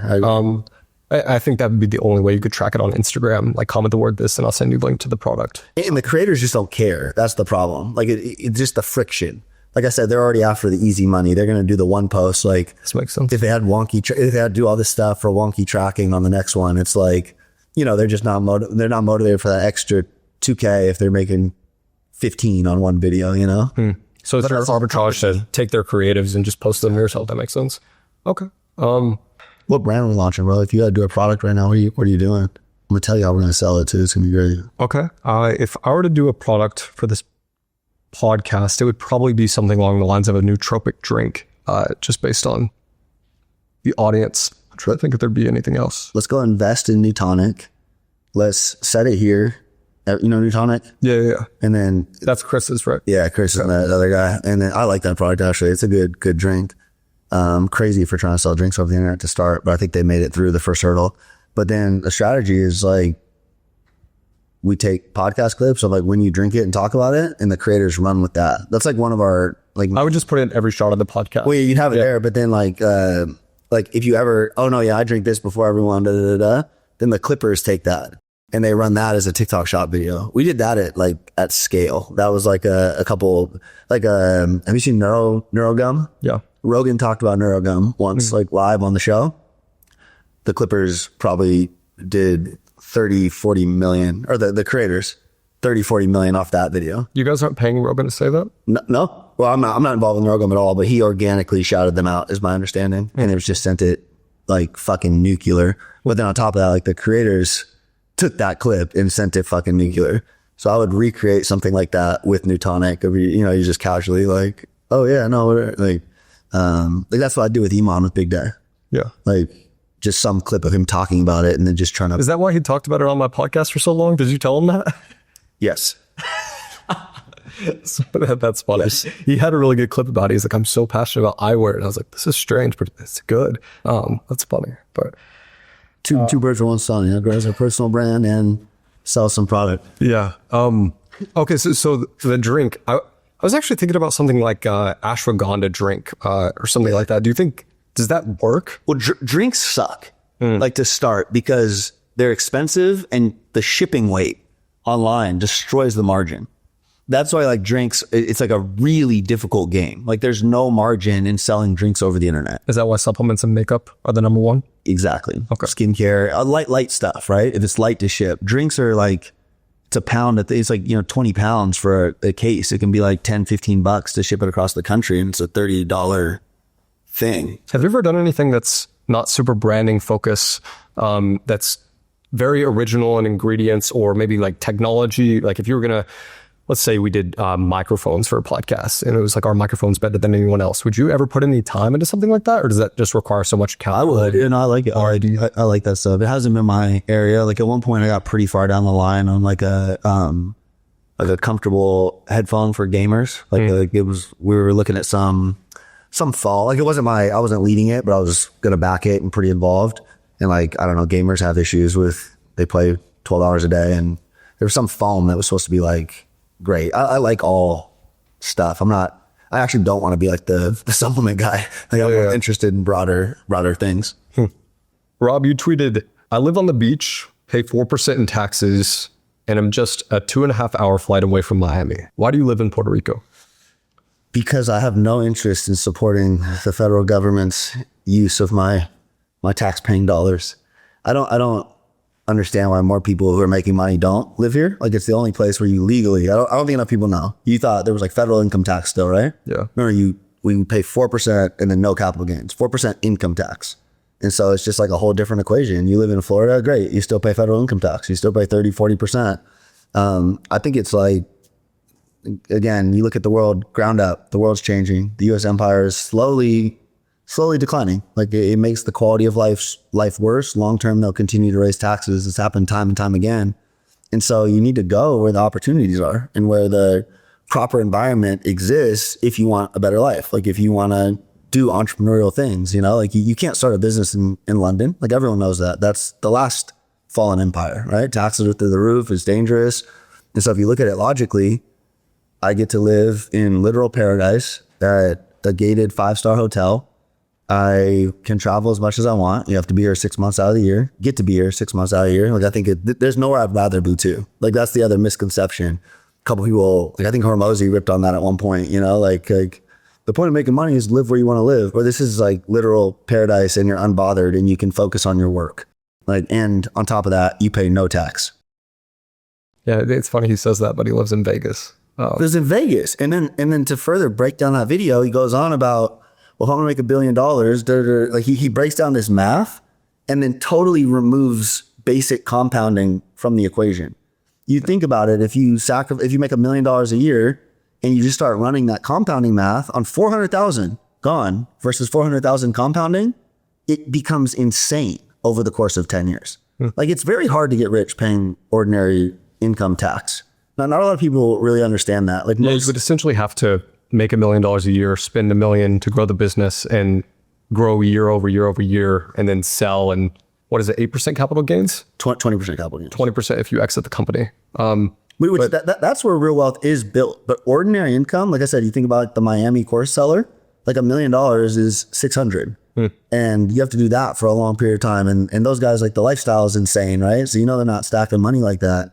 Most people who have gotten wealthy, it's been because, like I grew up in Seattle, tons of multi-millionaires, like crazy wealth, early Amazon employees, got Amazon stock when it was, $50, right? And just rode it for 10 years and sold it and, 10 million, right? Like they pay tax on that, but it's like equity, right? It's just a whole different world. It's very hard to get rich paying ordinary income. Bezos too made that a point for 20 some years. He made sure Amazon at the end of the year, every single year, was either break even or unprofitable. And the way he'd do that was they'd have profitable divisions, printing cash. He'd take that cash and he'd invest it in new ventures that would lose money. Bets in the future. But he had no interest in letting the IRS hold that money. He'd rather put it towards future entrepreneurial endeavors. So how much money should you be making to move to Puerto Rico?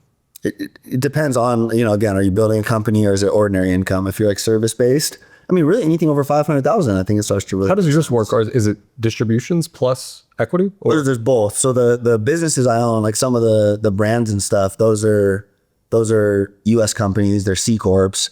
The stock, when I sell that, I will pay no tax on.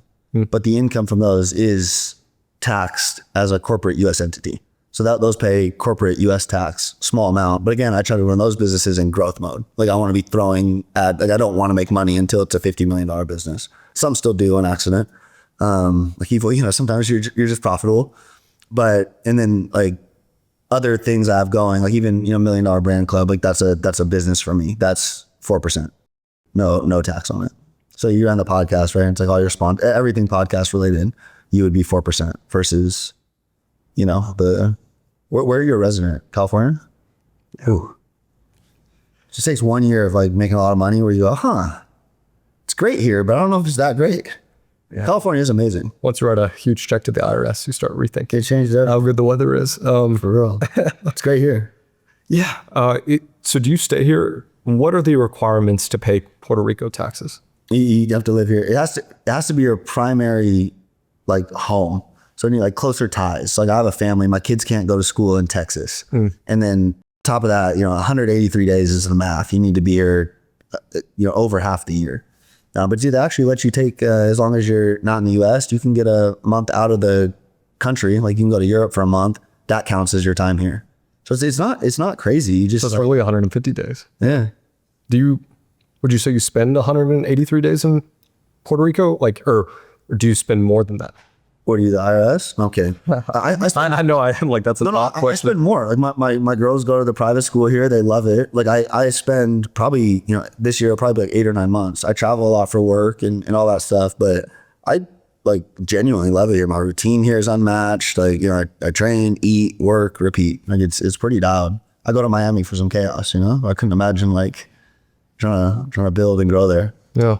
It's crazy that if you make $1 million a year, like a place like this is basically free if you live in Puerto Rico. Rob, what would you say, what's been the hardest year of your life? I'd say honestly, like the last year has been really hard. I don't know if you'd like know it looking on social media, but you know, those businesses going down was like one of the bigger hits in my life. Dealing with like personal stuff with, you know, my wife and just all sorts of stuff there. And then shit, like 2 months ago, my mom got diagnosed with breast cancer. And it's actually been, I'm grateful for the experience, if that makes sense. Because I felt like before money, before these things, like I knew who I was and I was confident in who I was. And right now I'm reminded of that again. Like, okay, cool. Like life just hit me and great opportunity to stand up, to get tougher, to be better. And so I don't really look at it in terms of, I think I answered that question like appropriately when you say tough, but it's been like, I'm viewing it truly as like as a blessing and an opportunity and a reminder and a recentering. But you know what I mean? Like, it's like I am a real person. Like, I think on Instagram, we fall into these traps that like, it's always good and it's always up. And I mean, it's always up here. And then like the mind that made the money is always there for sure, but it's not always good. Like I'm dealt serious cards all the time. And that is the beauty of life. So how much money have you lost in this past year? Those businesses going down, you know, assuming it remains unresolved, is probably like 20 million net worth, maybe 25. Again, we hadn't sold them, right? So like they're all new and it's still like relatively speculative, but I would probably say 20 to 25 million in net worth. Like when we sold those, that's how I think about things. I don't think about like, oh, it was making me, you know, it was making like between them maybe $1 million, $1.5 million, but like the enterprise value, these companies growing, like maybe Evil Goods was going to be a multiple 9-figure thing, right? Like you never know, but like right at the point of them getting clipped, it's probably like 20 to 25 million net worth. And I'm fine. And then with your wife, what was the issues with the relationship there? Like I mentioned earlier, I neglected any focus on relationships and all that stuff for like a decade, like prior to these last couple of years. And what you realize is people grow apart if you don't work at them.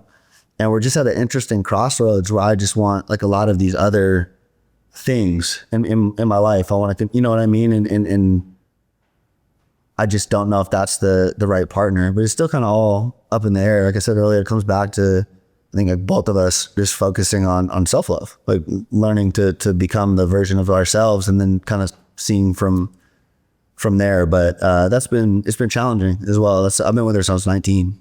Are you guys still together? Mm-hmm. We're legally separated. And so that's, how many years is that?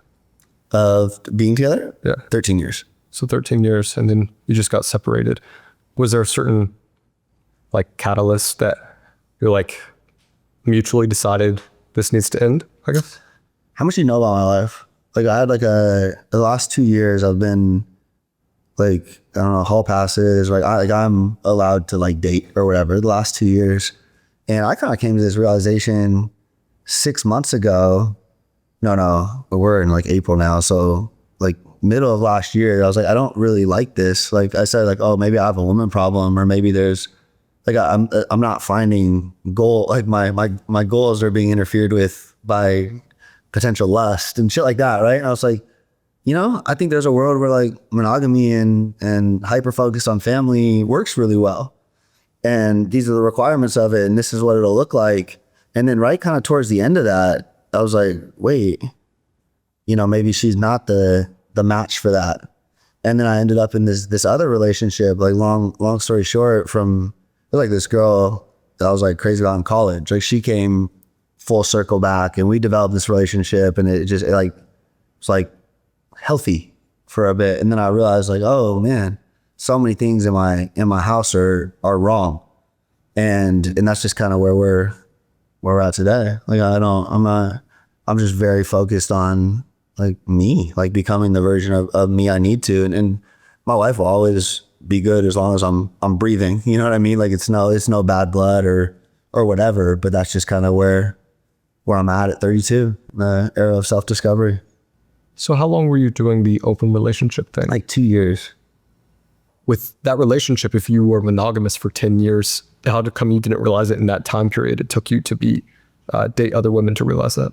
I don't know. I couldn't tell you. There was a very stagnant, when I was building Genius, I was like, nothing existed outside of that. Like I was very hyper focused. And then those next couple of years, it just like, there were a lot of changes and my life was very boring. And like, I wasn't growing or progressing. And it just wasn't even like a conversation point. And both of us were just like, I'll tell you, I don't like saying open relationship because it wasn't like she wasn't doing one-sided open. Well, yeah, but that was like, honestly, I feel like one of the best things for our relationship when it first happened. Like it genuinely made us closer. Like we had like become business partners, just living in the same house, not really liking each other. And then that kind of created this like new dynamic where I can tell you, like she genuinely was unbothered with me like sleeping with other girls. Like actually, like back and forth on that a lot. And that was like not one of the issues. Like actually. And yeah, I don't know. It's just like life progresses in a weird way. I'd never, you asked me when I was like 25, 26, I never in a million years would have thought I've lived the last couple of years I've lived, and I don't know. It's just like woken me up in a lot of ways. And I don't know, I'm just trying to share what I'm learning real time, because what I do know is the current system like doesn't work. Like divorce is super high. And then even the people that aren't divorced, like you look at them, it's like largely miserable. I'd say like 90% honestly. Like it just doesn't work. And whether it be Instagram, whatever it is, right? It's just not set up for optimal human experience. And so I think I'm just sorting through that and trying to figure it out and share the pieces I learned along the way. Would you get married again? I don't think it really makes sense to involve the government in anything you do, honestly. Would you get married again? Like proposal, wedding, but no government. Yeah, I think finding some form of commitment like isn't out of the question. That's kind of the goal for you.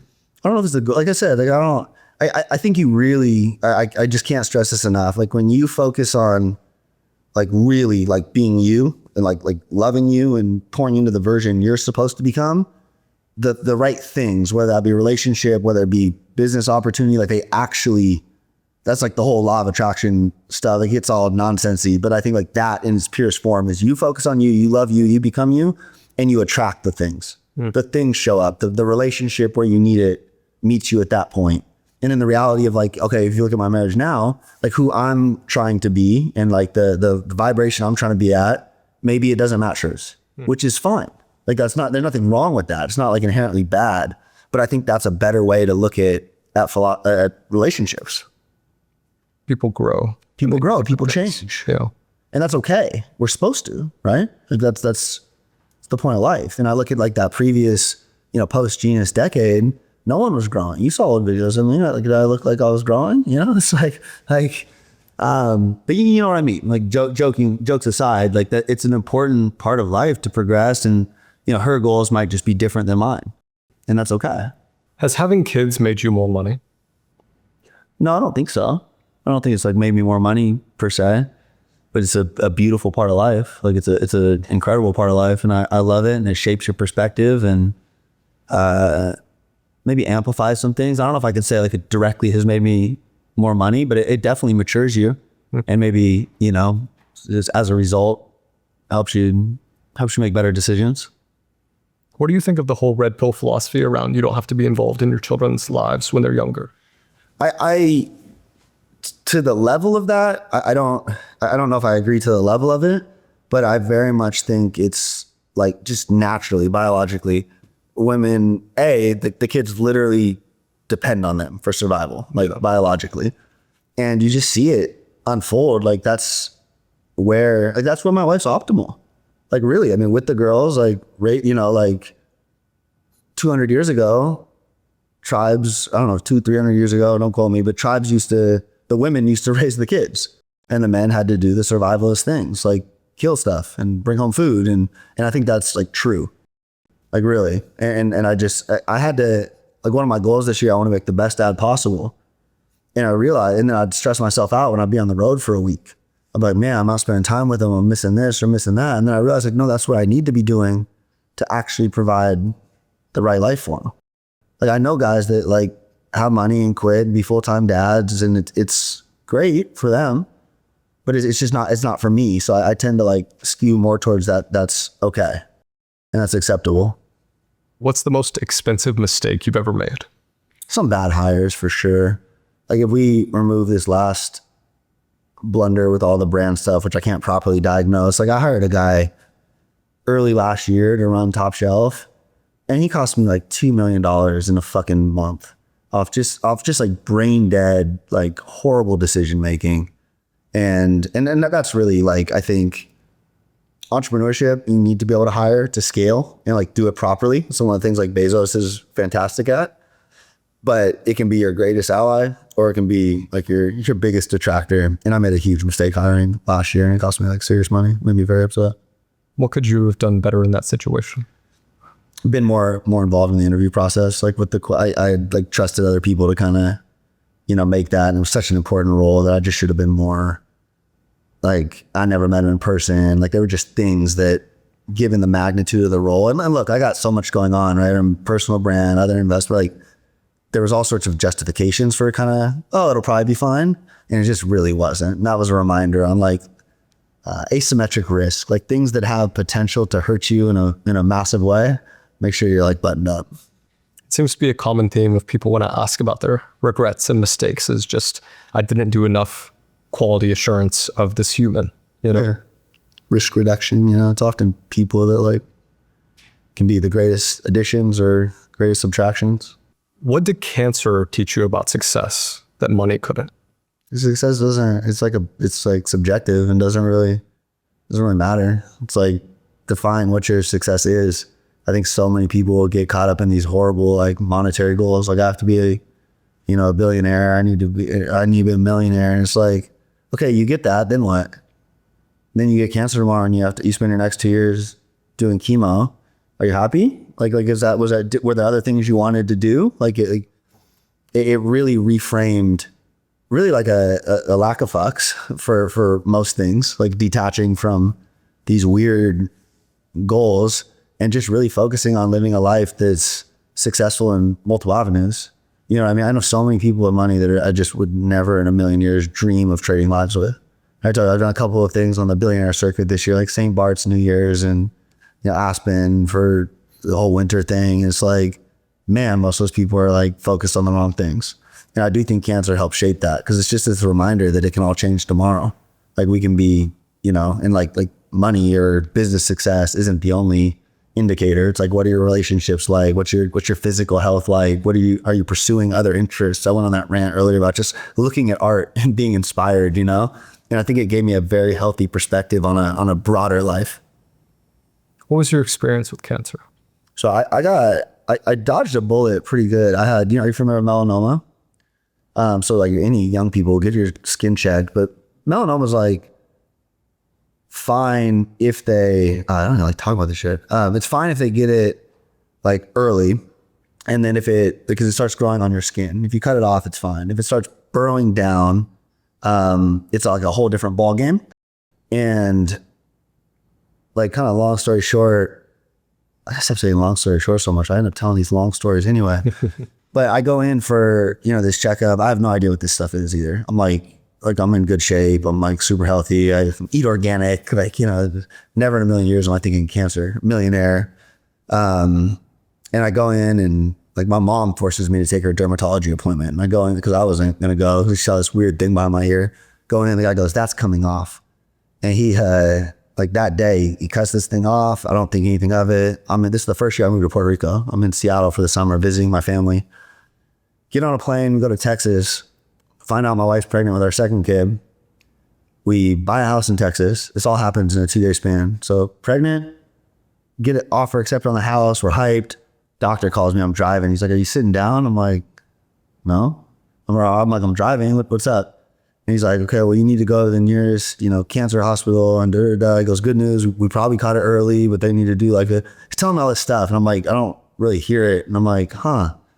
And my wife and mom are in the car and I look at them. I'm like, I think we need to stay here a little bit longer. I need to, go to like the cancer hospital or something. And then what I do is that same autism I had on the Amazon algorithm, I start pouring into cancer research. Like from that point for the next year, and I fuck myself up like bad. And I'll again explain the power of the mind, but to jump back really quick, we stay in Texas. I have to, find this. I have to go into like the actual cancer hospital. And then what they do is they do like a wider surgery, and then sometimes they'll check a lymph node because they don't know. They don't know how low it's gone. They know the size of it, and then they know all the indicators from there. And basically anything over 0.8, they're probably going to take a lymph node, and there's at least a chance it's gotten in like to your body, 0.8 to 1 millimeter. And then it starts getting over that. Like you're probably looking at like it's stage 3, which is like it got into your body and you need to do immunotherapy. Sometimes people get it like way too late. And then it's once that one metastasizes, it's like probably a death sentence. Like it doesn't respond to radiation, and very low survival. But anyways, mine was 0.7. And so they were kind of debating taking the lymph node. They do this huge surgery. So they cut out like all the skin all around there. They sew you back up, and then they tell you go on your way. You're probably good. And so I spend all this time, like, I met with like one of the top cancer researchers, and just kind of, I never felt like I started freaking myself out. My wife, it got to the point too, like, I had like this neck issue too. And I always think the neck was like a lymph node. And so for like, that was honestly actually the hardest year of my life. Now that you mentioned that was the hardest year of my life. I was super isolated between Texas and Puerto Rico. I had no friends yet in Puerto Rico. Texas was a new place. We spent time there. I hardly talked to anyone. That was when me and my wife were kind of growing apart. She started focusing more on like, my daughters, and that whole pregnancy was just fucking horrible. I never, but like as a man, you just kind of keep going. And I look back, it was like, I'll wake up at 4 a.m. and go sit in my office and just turn the fireplace on and just like sit there. I couldn't sleep well. I had convinced myself that I wasn't going to see like my daughters grow up. I like went back to the ER like on 3 different occasions. I thought like lymph nodes were swelling. And it wasn't until like, I don't know, there's this crazy process, which I can only attribute to God, where I finally, like, I was like told, I was like, good. I was like, oh shit. No, I'm like actually good. But that whole year, like it shows how like, just as we can positively spiral into incredible things, we can negatively, do that. And I had gotten to the point, I had a hard time looking at my daughter because I felt like I wasn't gonna see her grow up. I like really like convinced myself that. And it just like created this ongoing fucked up sickness and like sickness in my stomach. And it was just a really, really dark year. And I came through that. Like, again, I was a guy that still hadn't spent most of my money. Like, I'm just sitting on money. I go, wait, if I die tomorrow, like, what? And so like I remember we took like a trip to Italy and spent like 70 grand. I was like, oh, I can afford to do that. And that was great. That was enriching. And it just kind of like cascaded into this, I'm going to put my foot on the gas and live life like in a really good way. I'm going to go try to do all the things I wanted to do and, not be upset if tomorrow I had to end up in a hospital bed or whatever, you know what I mean? And so it was a very impactful moment in my life that I feel like, again, like God pulled me out of that one at the end of it. And it just has led to incredible things. But that was a dark period for sure. Would you say that increased your faith in God? Did you ever lose faith in that whole experience? No, I've never lost faith at any point. Ever. I think like we're here to experience this, and there's people, universe, God, this, that. It's a strong force out there that when you put your faith there, you're aligned with that energy, good things happen. Even in dark times. Like I said, these last 6 months have been brutal, and I haven't flinched. Like I smile half the time. I don't feel bothered by it, and a lot of it has just been shaped over the years. And that's because why? Just because of the things I've been through and the constant reaffirmations from God, universe, that things are always going to happen how they need to. And we're here to experience it. It's crazy what you've been through, man. The past year and then that year, because I can only imagine how much you obsess over business and then you start to obsess over something like cancer. All right, how mad I get when conspiracy theorist types are like, there's a cure for cancer, they just won't sell it. It's like, bitch, cancer is a fucking blanket term that defines all these different mutations. And it's just like, the more you know, Could you imagine that though too? It's like, even those doctors and stuff, I think the medical system's fucked. I think how they treat cancer, I think it's all fucked. I do. But just going in to that facility, like the first time I went in there for the surgery, I'll never forget. There's a Probably 45-year-old mom, bald with her thing on, her fucking kid. And she's sitting in the waiting room with that it's just like, damn. Like that is just like makes you physically sick. She's there with her kid, and it's just like she clearly gone through it. And that's a lot of people's reality. And so it makes like losing money or stuff, but it just really creates kind of an indifference for a lot of that stuff when you're reminded like, I mean, it could be a lot worse. And hey, we are going to die one day. And you shouldn't really fear that either. But it's just like, it just adds a level of perspective that I think is missing out there. At that moment, or those moments where you looked at your daughter's face and thought, I'm not going to be able to watch you grow up, what's one thing you wish you could say to yourself at that time?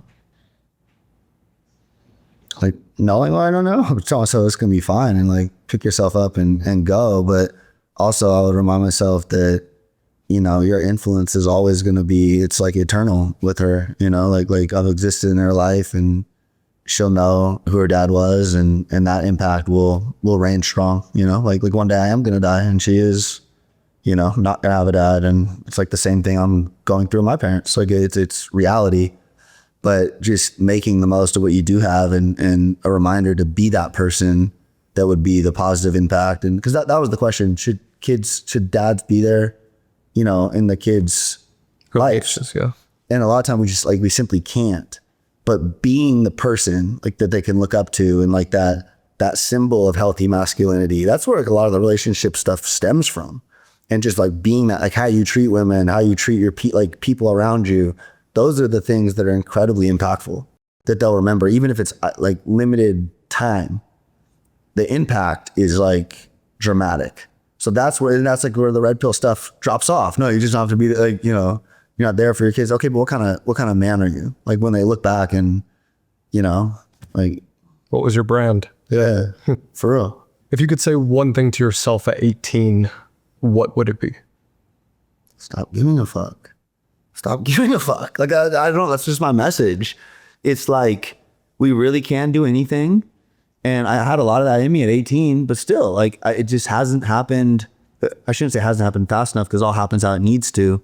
But like for every 18-year-old out there, that is one thing I wish I fully appreciated earlier. And I wish I knew it. Like, you can't just not give a fuck. It's a constant game. You're having to constantly remind yourself, like when you feel an emotional reaction when someone judges you, like, how do you process that? And I wish I could just tell my 18-year-old self that a little bit earlier of like how to deal, with those emotions and just remove those barriers. Like, my upbringing and like my parents shaping, they mean phenomenally well, but it was not beneficial for who I want to be, if that makes sense. And I wish I was able to tune that out younger. But when I started posting content, so how old am I? That same Seattle trip, but I started getting some motion on TikTok. Like that's the first thing that kind of popped off for me, just like randomly. And I was like, I started going all in on making TikToks. And I went home that summer and my dad said something to me like, I hope you don't believe your own shit or something like that. And then like I stopped posting. Like eventually I stopped posting. Like I just cost myself a year of the golden years of TikTok, and it's like, yeah, I wish I didn't make those mistakes. But it's normal. Like we want our parents to think a certain way of us and all that. And it's like, I hope younger me doesn't make that mistake. I hope younger you doesn't make that mistake. Like, just stop giving a fuck. What's one thing you wish your dad taught you? I mean, I'm like nitpicky. I'm grateful for what my parents tried to do and have done. Like if I got like nitpicky, it's like, oh, I wish I don't know. He never really talked money with me, and even though he was like a guy that always like a super blue collar, no college education, but was like a hustler. Like he bought a building, way back and held on to it. He never talked to me or taught me that type of stuff. I kind of had to learn all that myself, and then it became like then my perspective evolved past his, and I'm very confident mine is the appropriate view. And now it's like, oh, I don't know shit, and I don't think he knows shit. And it's like this. Yeah. I've been skipping this question lately because the answers are really bad, but I think you will have a good one for this. Who's the most impressive person you've ever met? That's a good question. It's a really good question. Most impressive person I've ever met. To be honest, I'm not impressed by most people. The more you get to know people, the more you see them as people. It's like the idea of people is so much more impressive. Like when I'm at Peter Thiel, you have this 9 billion government right-wing puppet master. Not that impressive in person. Like just not that impressive in person, you know, like just not. And so I think this idea of like putting people on pedestals like they're different than us is just a recipe for disaster. There's people I admire a lot of traits about, like my friend with the intense health routine. That's an operator who's proven time and time again he's a beast at stuff, right? And so like that impresses me. Like it is impressive, but at the end of the day too, he's human. Like I wouldn't trade lives with him, you know. And like I don't know. I think it's wrong to I don't know. Is that you can have like admiration for people for sure. There's a lot of people, but I've never been like, oh, this is the second coming of Jesus. And I see a lot of people do that. Like one of my buddies is just obsessed with this tech founder. He's like building robots and doing all, he's the next Elon Musk and all that. And it's like, you know, I guarantee the more you get to know him, the less impressed you'd be. Yeah. Like, I don't know. So that's just where I'm at. Yeah, I think you're finally the first person that's answered that appropriately. Because you're pretty impressive though too. I like this shit. You're young. You're doing your thing. I appreciate that, Rob. But yeah, I've asked that to Tate, PBD, Luke Belmore. What Tate said? Tristan. Or no, his father. His father. PBD said his father. Luke didn't have an answer. And I think most of the time people say their dad, their mom, their spouse, or they don't have an answer. And it's usually because the most impressive person to you is the person who's most impressive at the thing you're best at. And usually the people who are most successful believe they're the best at the thing they're best at. You gotta keep pursuing your thoughts and shit. You put that super well. That was like a good, yeah. I appreciate that. Last question here. What's the best piece of advice you've ever received? I've been asked that before. I don't know, man. Well, one thing one bit I heard like recently that I really liked, and I think this was like good life framework. You should be pretty fucking disconnected from the past. Like don't dwell on it. Like don't really think about what was. You should be super realistic about where you're at today, and then you should be super delusional about the future. Like you met the person who's like, oh, I want to be a billionaire, but he's like on his mom's couch, not taking like refusing to admit he's on his mom's couch, right? And then you've met the person too who's like, I don't know, or stuck in the past. Like how many people do you know are just like, oh, I can't be successful because this, or oh, that, a ton. And so I think that framework, it was my first million guy, Sean, brought it up. He's like, this is shower thoughts, but you should be totally distantly connected from the past. Like you can revisit it from time to time, but even like you think about podcasts, it's like what Rogan did not that relevant, right? Like it already happened. You should be realistic about where you're at today. Okay, this is where my channel's at, it's growing, whatever. And then, okay, in the future, I'm going to be the biggest fucking podcast in the world, and I'm going to be a source of influence, and everything's going to run through me. But you're still realistic about where you're at right now, and you think about the steps to get there tomorrow. So I really like that. I don't know if we call it advice, but like that framework. I think that's a really good one. And I really liked when Sean said that as well. Was that on the podcast I did with you? Yeah. Well, guys, check out Rob's podcast with My First Million as well. That was a really good one. But yeah, is there anything that we haven't covered that you think would be particularly useful to people? No, I just want people to keep sending it, you know? Like that's another thing I get. Sometimes people, thank you for this or thank you for that. Like don't thank me. Like thank me by running it up yourself. Thank me by living your best life, being who you're supposed to be. And so I'll leave people with that. Well, everyone, this has been the Jack Neel Podcast. This is your guest, Rob Oliver, RobTheBank. Thank you for having me. See you guys.